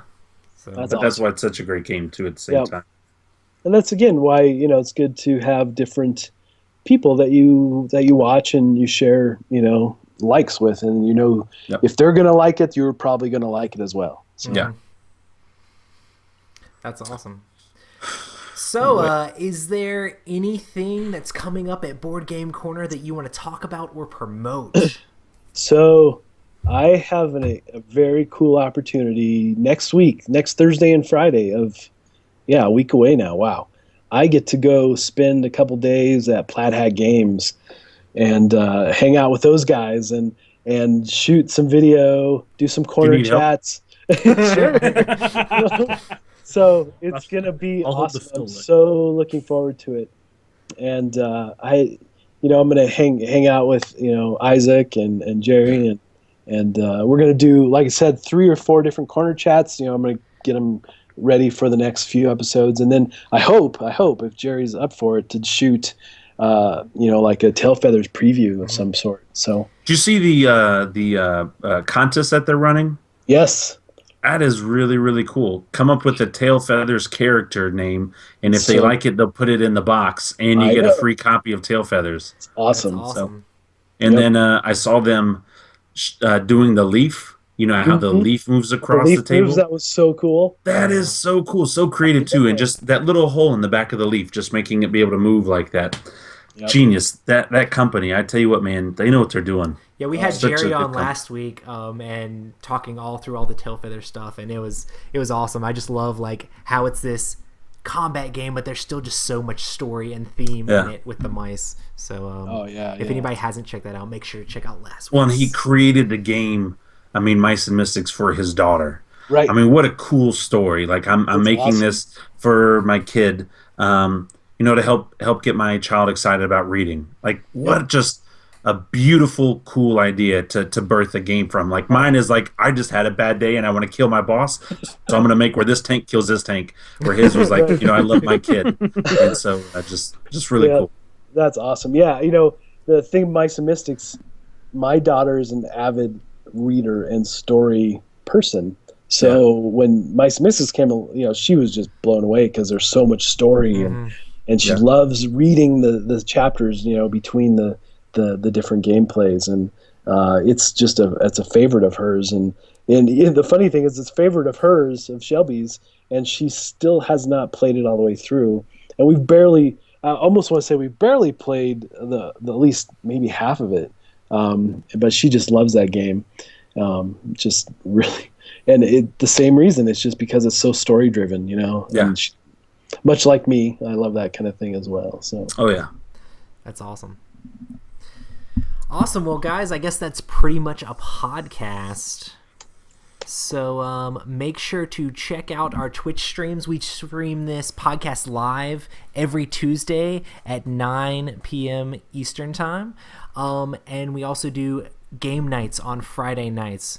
Make sure to check out our Twitter and Instagram. That's at Epic Gaming Night. Mark, where can they find you at? On Twitter, Board Game Corner. And we're on Facebook as well, and then on the Dice Tower, look for our videos. Yep. So, yeah, definitely check out the Dice Tower YouTube channel. That's where all of Mark's reviews will be. And do you put out one a week, or? It varies. We try to shoot for like 3 to 4, well, 3 to 5 a month is kind of the goal. And now with Anne being part of the team, maybe we can do more. I don't know. We'll see.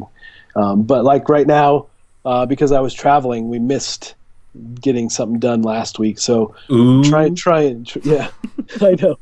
Again, for the day job.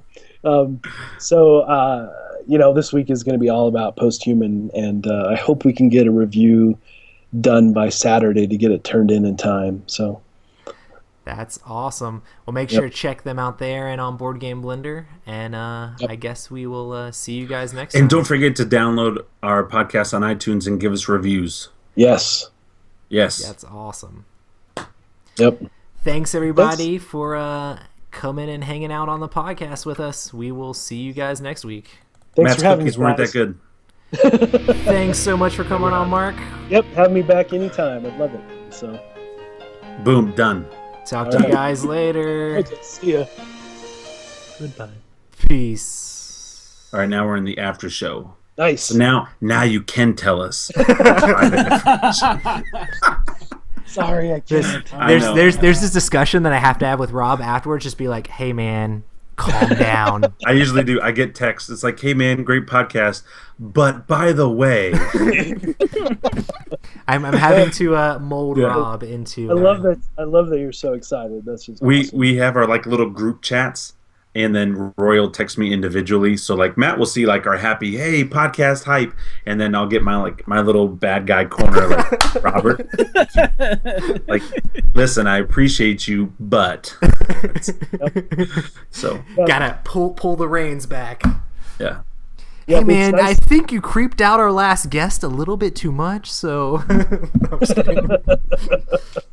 I'll be completely honest with you. I'm glad that that's not me, because typically that's the role I fulfill. Is I'm just the dude who's like, hello, we're just gonna be real weird for a little while. So- At least I'm an excited weird. I'm an allowed yeah. excited weird, so it's not too awkward. That's why I'm glad, because it's like if it were awkward silence, I'd be like, I need to fill this with things. I would say So- though, if there was ever a designer near us, I would probably. I know this is so bad, but I really want to do this. I'd go like take a picture in front of their house and just like No, just put it on there. Like, hey man, I know where you live, bro. dude, don't do it. Don't do it. I just think that'd be so funny. I'm not that type of person. You better be really good friends with them already. I do think that'd be really funny. Like, hey man, not only do you work at Wirestone, but you also live at 8888 That's right. blankety blank lane. Oh, and here's Well, your kid playing in the yard. Too much. It's really it's a little challenging for me as well, because like I have Emerson on speed dial, so like we're playing Spectre Ops, and so I'm texting him, hey, what happens if somebody does this? That is so awesome. You're It's like, so I awesome. used the prophet. I know he was here 2 turns ago. Can you Exactly. tell me the letter and number square that you think he's most likely to have gone to? The crazy thing is, Emerson probably could.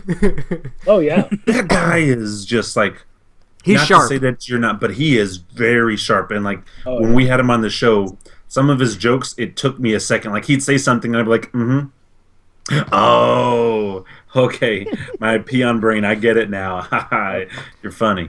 Yeah, very sharp guy. Oh, he's amazing, and it's just awesome that I've gotten to a point where, because of the Dice Tower that and the Corner Chess series, is that just all the contact I have with all these amazing designers and such is just phenomenal. I mean, like I sent a note to Isaac at Plaid Hat, and I said, hey, what do you think about me coming out for a day or two and shooting a bunch of stuff and hanging out? And he's like, yes, come. I said, really? So, He's always seemed really nice and energetic. yeah. We had a lot of fun with when he was on the show. He was our first big guest. Yeah. But he was super cool. He even gave us like a hug when we were at Gen Con. Yeah, right? He's like, Rob, Roy, what's up? It really meant a lot to us to like, oh my Absolutely. gosh, someone actually recognized us and told us that we're doing a good job. I guess we need to keep doing this. Yep. And when at my very first, I should have talked about this. At my very first Gen Con, after we had started the show, I had several surreal moments. And Randy didn't join me that year, but after our 5th or 6th episode, I can't remember exactly, but I got this random email from Rodney, and I'm like, whoa, Rodney Smith. And he's like, hey, you guys are doing a great job. Keep it up. And it was just a real encouraging email. And so then at Gen Con, I hadn't met anybody yet, and I was, other than the Dice Tower guys, I was there at the table quite a bit the first year I was there. But at one of the events that we went to, I was standing in the back, and Rodney was talking to a bunch of people up in front of me. And suddenly he turns around and he goes, Mark, hey! And I'm like, oh, hey. It was just a real surreal moment for me that he recognized me instead of me saying, hey, Rodney, Yeah. So that was awesome. And then Emerson did the same thing. He came up to the Dice Tower booth table, and this is before, I kind of knew who he was. And he goes, hey, I'm Emerson from Flat Hat Games. Hey, where's Randy? I said, oh, he didn't make it. And he's like, oh, man, you guys are so great. I love your reviews. And, he's just going on and on. I'm like, man, okay, so you got to let me shoot a video. And you have to say, so where's Randy? So I shot this video, and he was not the only one. There were so many people who said that to me, where's Randy? And so he's the only video I shot, though, and I sent it to Randy. He's like, oh, yeah, you probably put him up to it. And I said, no, they totally came up to me. It's hard for people to really believe you when things like that happen, because we were having a similar experience this year at Gen Con. I was like, oh my gosh, Mark Streed gave me one of the Dice Tower things from Dice Tower. Like, this is so ridiculous. And people are like, really? I'm like, no, it really happened. And it was really funny because we had it's always funny when we have our regular gaming friends, and it's like, oh yeah, we just started a podcast, and we're like, okay, you do a podcast, whatever. Yeah. But when we were at Gen Con and Emerson came up and he recognized who we were, standing in front of one of our friends, we're just like, see, this podcast is a real thing. Yeah, that's right. It's pretty awesome. It's amazing, right? It's just, I'm totally overwhelmed. And then so many, this year when we were there, the previous year, I had a lot of people asking me to sign stuff. This year was mostly photos. People wanted photos. Yeah. And which was cool. And it wasn't just at the convention. It was in restaurants, outlying restaurants. It was in hotel lobbies. That's awesome. It was so cool. And again, Randy was just like, huh? He just couldn't wrap his head around it. It was so funny. It was just one. And so at some point, I stopped watching the people, and I just waited for Randy's expression, because every time he just couldn't get it. It was just so much fun.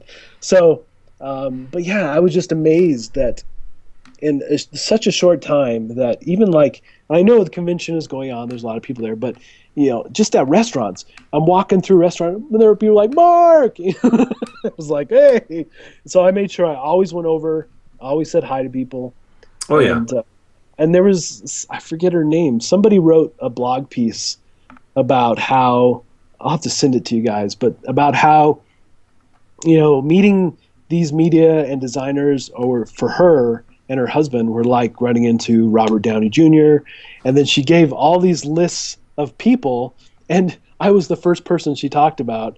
And then Rodney was number 3, and some Joel was in there, Joel Eddy, and it was just, and I had so now on your LinkedIn you need to put I am Iron Man. I am Iron Man. So it was just this really neat thing that I'm like, okay, if she was the only one who watched the show, it would be worth it, because you made a difference for this person. Absolutely. Absolutely. Roy and I say the same thing. That's what, like I said, in the very first year I was at Gen Con, I was at the Dice Tower booth with Tom and Eric. And this guy came up with his wife, and he was so overwhelmed he couldn't even talk. And his wife was like, hey, you guys, you don't understand. You are his best friends. He doesn't watch TV. He only watches you guys. And all he could do, he just got so choked up and wanted to give everybody hugs and get pictures.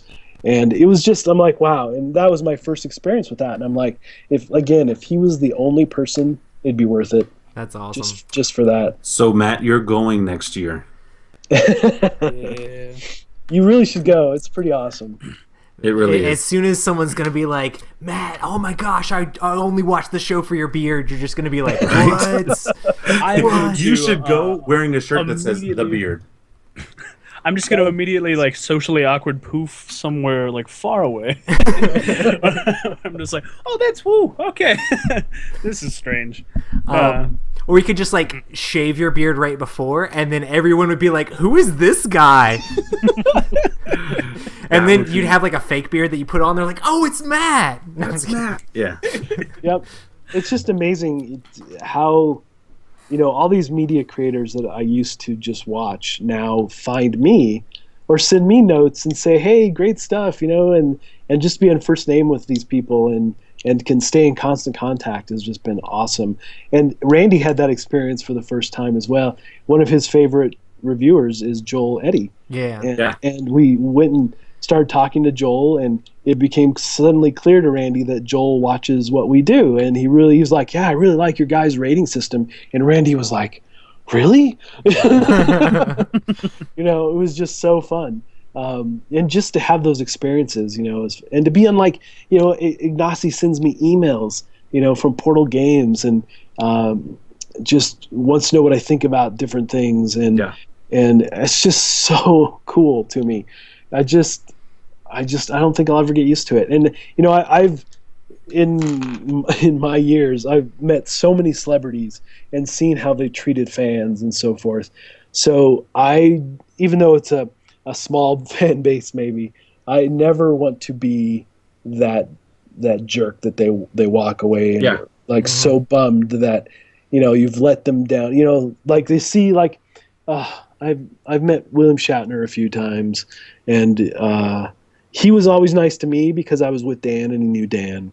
But I've seen him be so nasty to people. It just drives me crazy because people grew up watching him, and he just doesn't idolizing him. Yeah. I mean, you could just straight up just lose fans. Like, right? They might just discontinue watching.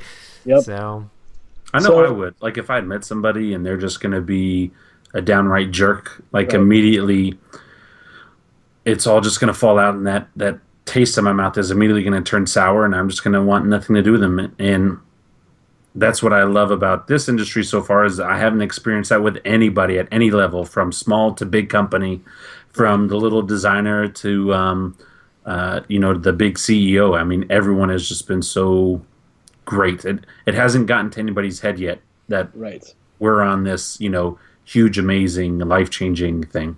I mean, because that one guy you said is getting all choked up. Like, I imagine that is probably going to be the thing that won't make the tombstone, but it's right there at the end. And I met Dice Tower. Exactly. Like, loving father, nice husband. He was at Gen Con and he met Dice Tower. Just to make those moments, make people feel like, wow. Like I said, Eddie did all that stuff for my daughter, but I had several other actors. Warwick Davis did a video for Shelby. I had Colin Ferguson from Eureka do a video for Shelby. Oh yeah. Yeah, he was so awesome too, because we were trying to. It was so hard to coordinate with him because he was really sick, and then he traveled out of the U.S. to go help build houses or something. I forget what it was, some charity thing. And so we were having this terrible time connecting. And then he came to Denver for the very first Denver Comic Con. I'm like, oh, we have to go down so I can at least try to connect with him.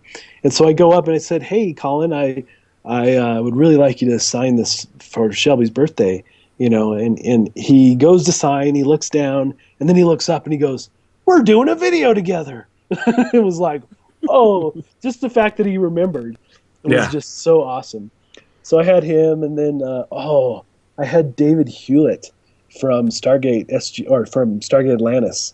And he played Rodney McKay, and his video might be the best. Even though Eddie was singing, which was awesome, David does the beginning of his video as Rodney McKay, and he starts it off with complaining that he has to take time away from his scientific research to wish Shelby a happy birthday. And when he could be due out saving the galaxy, instead he's got to take important time to do this.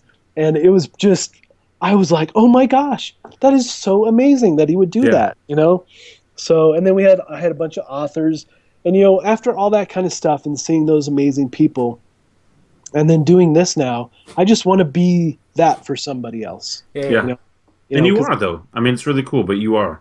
You're being that guy. I hope so. That's my goal, So, My brothers recently moved to Denver, so if I ever Oh. go visit them, I am Dude, totally. I'm, yeah. yeah.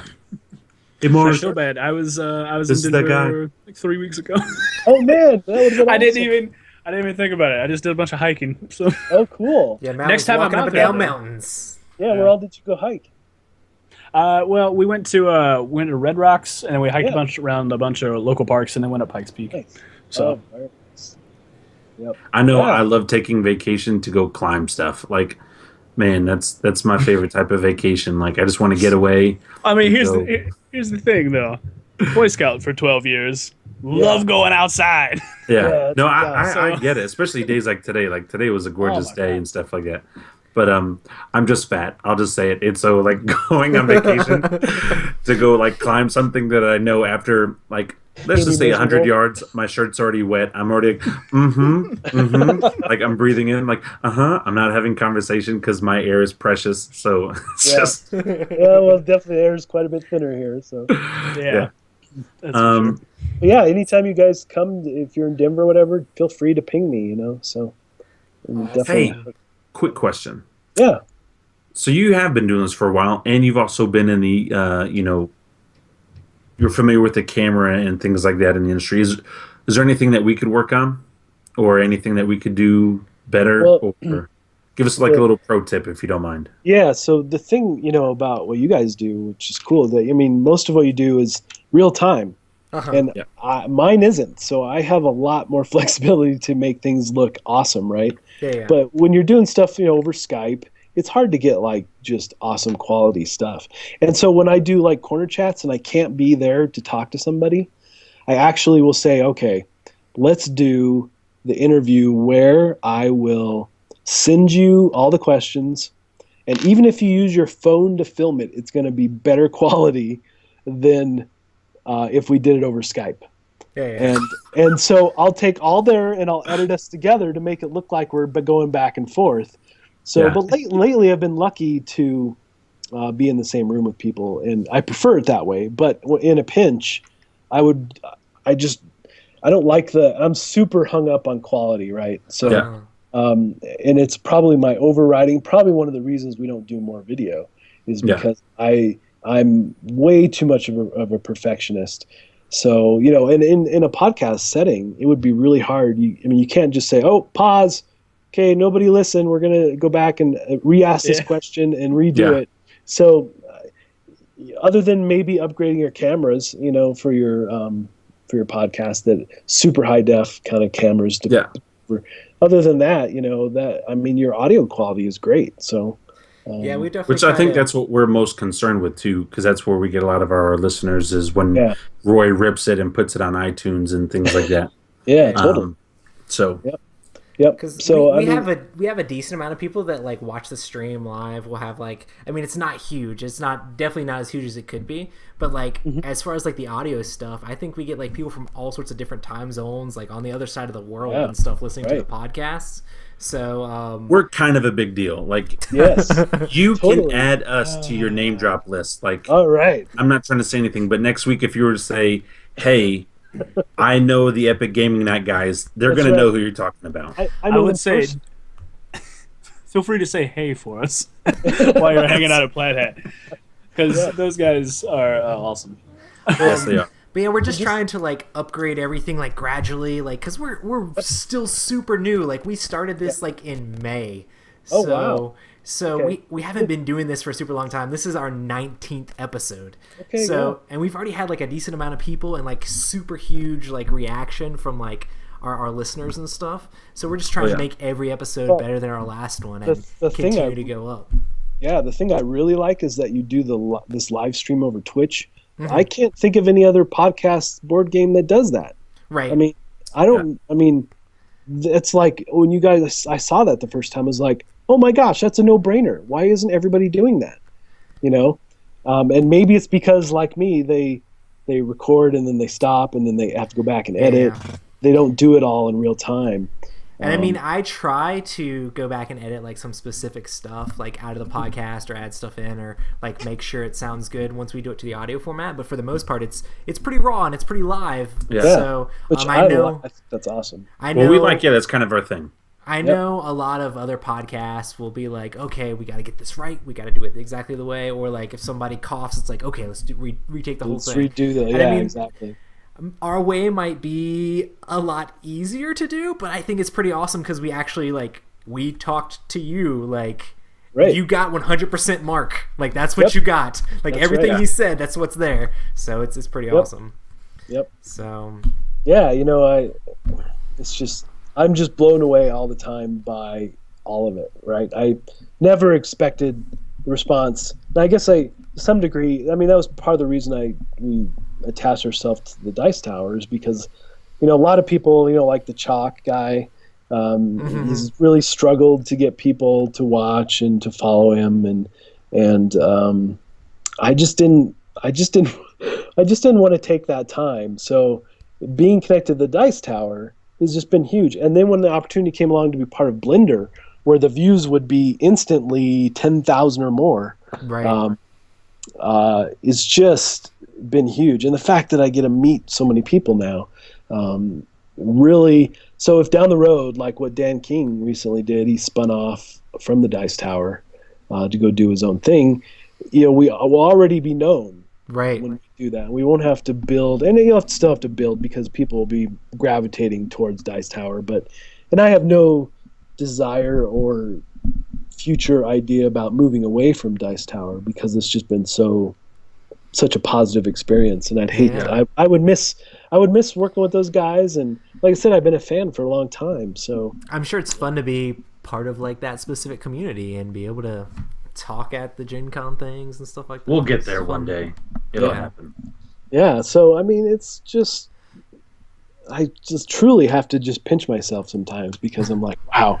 I mean, just like that blog that the woman wrote. The fact is that I have Rodney on speed dial text message. We text off and on all the time, and That's got to be the best guy to text to ask some rules. Oh yeah, he's awesome. I'll say, Rodney, I cannot figure this out. Can you, for Steampunk Rally? We totally played wrong. Well, not totally. We've got one major rule wrong because in the rule book, it's a side note. It should be like the top of the race phase. I remember that in the review. Drove me crazy because it's like the number one thing when you place dice to use in the race phase, then that dice has expired. You cannot reuse it, and you have to vent it away to free up those slots. That should have been the number one thing they talked about. Instead, it's at the very bottom in a brown box that says, "Oh, note, by the way." It's just really, guys. I mean, that's my biggest thing about this too, is that so many rule books are so bad. It drives me crazy because if you're going to play test it, right? The way most play tests work is they sit down with people and they tell them how to play. Why not grab a group, take your first draft of your rule book and give it to them, and then have them see if they can figure it out. And when they can't, then you go, "Oh, we should probably rewrite this." You know, that's a good idea. It just drives me crazy, and half the time I'm sure it's rushed. They have to get the rule book out, and they don't care, and they're just blah blah blah. Yeah. So I mean, everybody struggles with that. It's kind of crazy. It's like it's the worst. It's the worst bit, really is. Well, I know when Rodney approached us about him doing the videos, and we were like, that's a good idea, Rodney, for you to do the rules videos. I know. Once we kind of gave him our blessing, things really turned around. Things really turned around for him, and it was crazy because I remember one day Matt was like, "Hey man, why don't you just call it Watch It Played?" And I was like, "That's such a great idea, Such a great idea." Yeah, because the whole Canadian thing, and I was like, this is just fantastic, eh? And we were like, yeah, and so just Rob good lives times. in a fantasy world. Have you seen Chris Leader's mock videos about watch dice hate me happen or something like that? No, that sounds awesome though. It's hilarious. No, I need to check that out. Yeah, so Chris is the designer of the upcoming Gears game it's going to be Dice Tower Central line. Nice. And he's also Roll For It. He designed Roll For It. So Sweet. he's done these games like the Firefly How to Play, and he's doing some component drop, and it's way more stuff than comes in the game. He's like, I think this dice means, yeah, I'm pretty sure that's what it means. And it's just totally a humorous take on what like Rodney does. You have to go watch because they're just. What channel is that? Let me tell you real quick. Let me go. Let's see. It's crazy the amount of like board game content that is out there, and like it's all just being consumed like crazy. So it's awesome that you can definitely tell that the industry is alive and growing. Yes. Totally. Have you guys played? While I looked for this, have you played Codenames? Yes, I actually played it with Rodney, so that was pretty awesome at Gen Con. That is awesome. So tell me, before I tell you my thing about it, tell me what you think. I thought it was really awesome. I really like the way you have to try to be clever with figuring out the how to match the words together.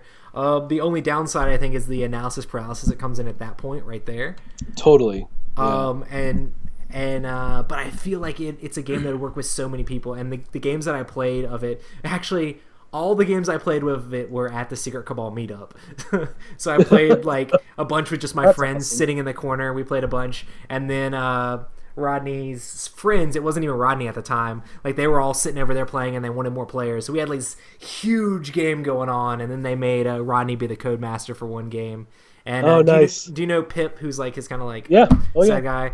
Pip was like, hey man, or somebody's like, I'll donate to your Indiegogo if you can pick another one of your sides just randomly without Rodney giving you any hints whatsoever.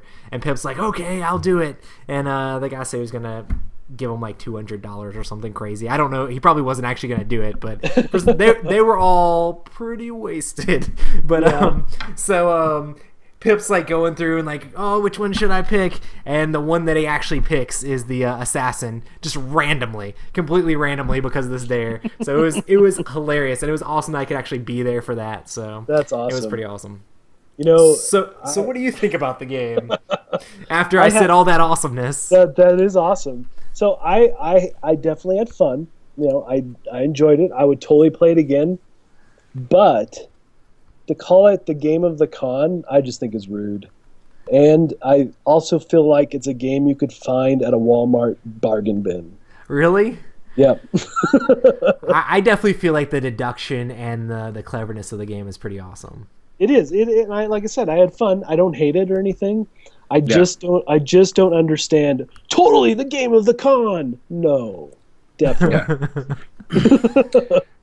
I'll be honest, I felt the same way about Spyfall when everybody was like, dude, Spyfall. And I'm like, okay, yeah. I mean, it's fun. Don't get me wrong. Yeah, right. I just don't see like the, woo! Yeah, I'm exactly the same way. And even in our review for that one, I was like, this game really falls apart if you don't have a group that's totally engaged. Yes, you're right. I do think the group makes it. And if you don't play with the roles, I'm like, what's the point? Because the roles give you so much more stuff to talk about. Yeah. I just don't. It's a game I like it, but I will not just pull it out with any group. No way. Yeah. Because we've played with groups where it's like, hey, are you happy here? No. And then it's like, wow, guys, thanks for engaging. That doesn't give the spy any kind of even remote info. Or you can play with our group and you ask the same question. Hey, are you happy here? And our answer is, I have 7 guns hidden in my pockets. It has nothing to do. Or you just answer the question with not the answer to the question. Yes. So how are you feeling today? I killed a rabbit with a bazooka. What? Like, that doesn't make any sense. The only time I played it, we play with this one guy who always at some point just absentmindedly gets sidetracked and then just goes off somewhere else. So like it was his turn to come up with a question, and we were at the beach, and he was just like, man, I don't know, do you have a gun? I was like, okay, you're the spy. Like what? And but he's not the spy. He was not the spy. He's not the spy. He lost his mind. He was trying to ask them a question to throw them off. Yeah. Which doesn't work in this game whatsoever, because everyone else will be like, you don't know what you're talking about. Yes. like I love that it can produce goofy stuff like that, but it's like you can only do that so many times before you're like, okay, this game doesn't Has really have a fallen purpose. apart. I would say the game of the con is gonna be, and it has to be, Blood Rage. I know that those copies sold out so quick, and that was so hot, and all the hype that the Dice Tower and everybody else that has been giving the game. I mean, even Tom is still saying it's the best minis he's ever seen in a game, and just the gameplay and everything. It's just, to me, that's the type of game that I'll say is the game of the con. Yeah. Now, Rhino Hero, on the other hand, I'll say is probably maybe one of the funnest, and it's totally is because you can get in a game in 5 minutes. Didn't that game come out like a year ago? Yeah, but like last year, for example, I probably had more fun playing Cash and Guns, but it wasn't the game of the con for me.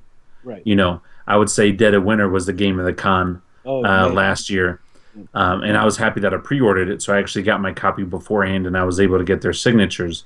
But like Cash and Guns, Rhino Hero, those are those fun games, kind of like Codenames and Spyfall.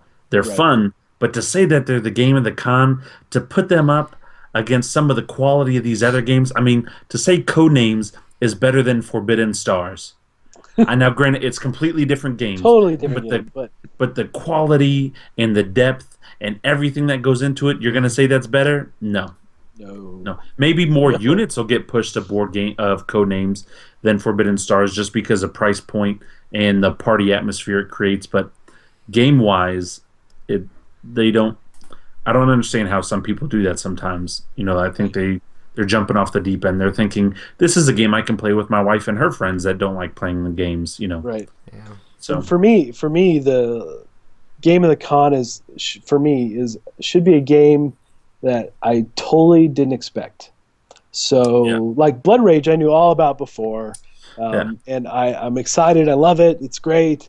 Yes, I agree. It's this big, epic awesomeness game, but I was blown away and completely surprised by the Grizzled. Yeah, I'm like, oh my gosh, this game is so good. Like, it wasn't even remotely on my radar. I knew that it was a game called the Grizzled, and because Z, I think, talked about it at one point, and I just didn't even care. It's a card game. I'm like, okay, well, I'll check it out later.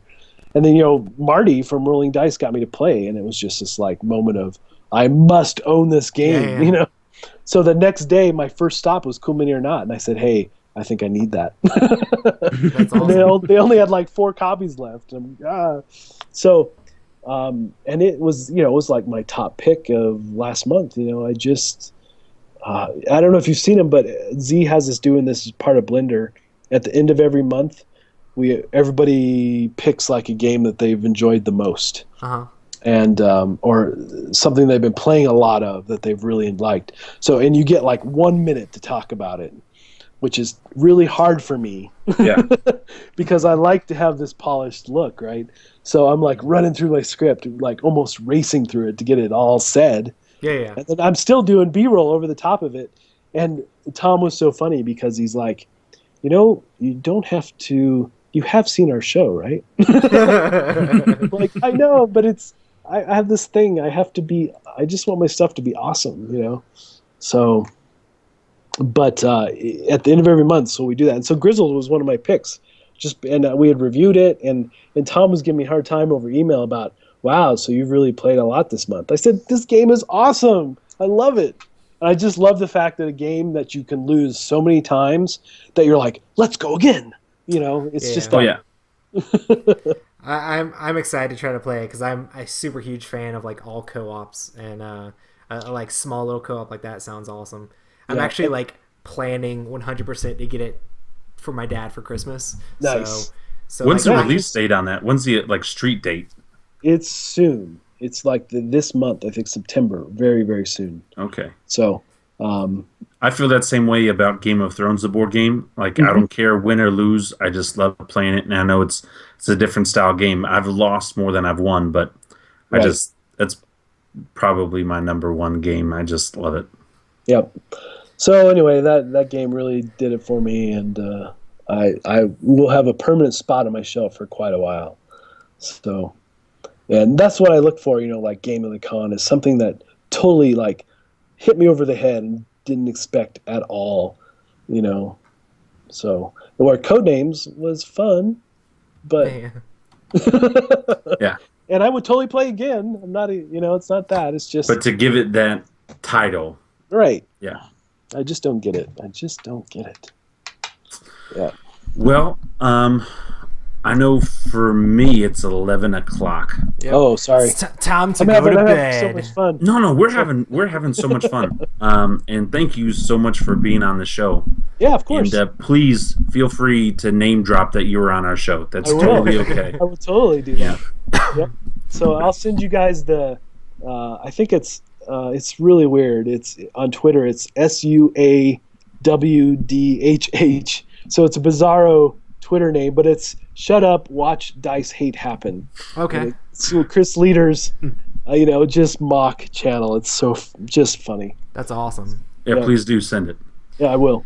But yeah, I'll get the video up on YouTube and the audio and all that stuff, and I'll of course post that stuff on Twitter. So you can send it out and be like, "Hey guys, I was on a podcast." That's right. I definitely will. And you were the subject behind the podcast. It was the was camera awesome. was turned around. Yep, and that's the first time that. Well, I guess I was a guest on the Dice Tower stuff, but I mean, I felt like I was the guest, not part of a panel crew. of people. Yeah. Yeah. So, which was very cool. Thank you so much. Yeah, it was a ton of fun, man. Well, Yeah, we we'll had have- blast. We'll have to do one where we get Randy and Ann on here as well sometime. Dude, that'd be crazy. Get the You just three let of us know. People. Yeah. Yes. That'd be awesome. If you come up with a theme or whatever to do more of that, we're totally in. So That We sounds could awesome, come up man. with some crazy ideas. I think we could come up with something. but yeah, I'd come back anytime. So thanks. Awesome. Thank you so much, Mark. Yep. Well, Yes, very much. anybody who's left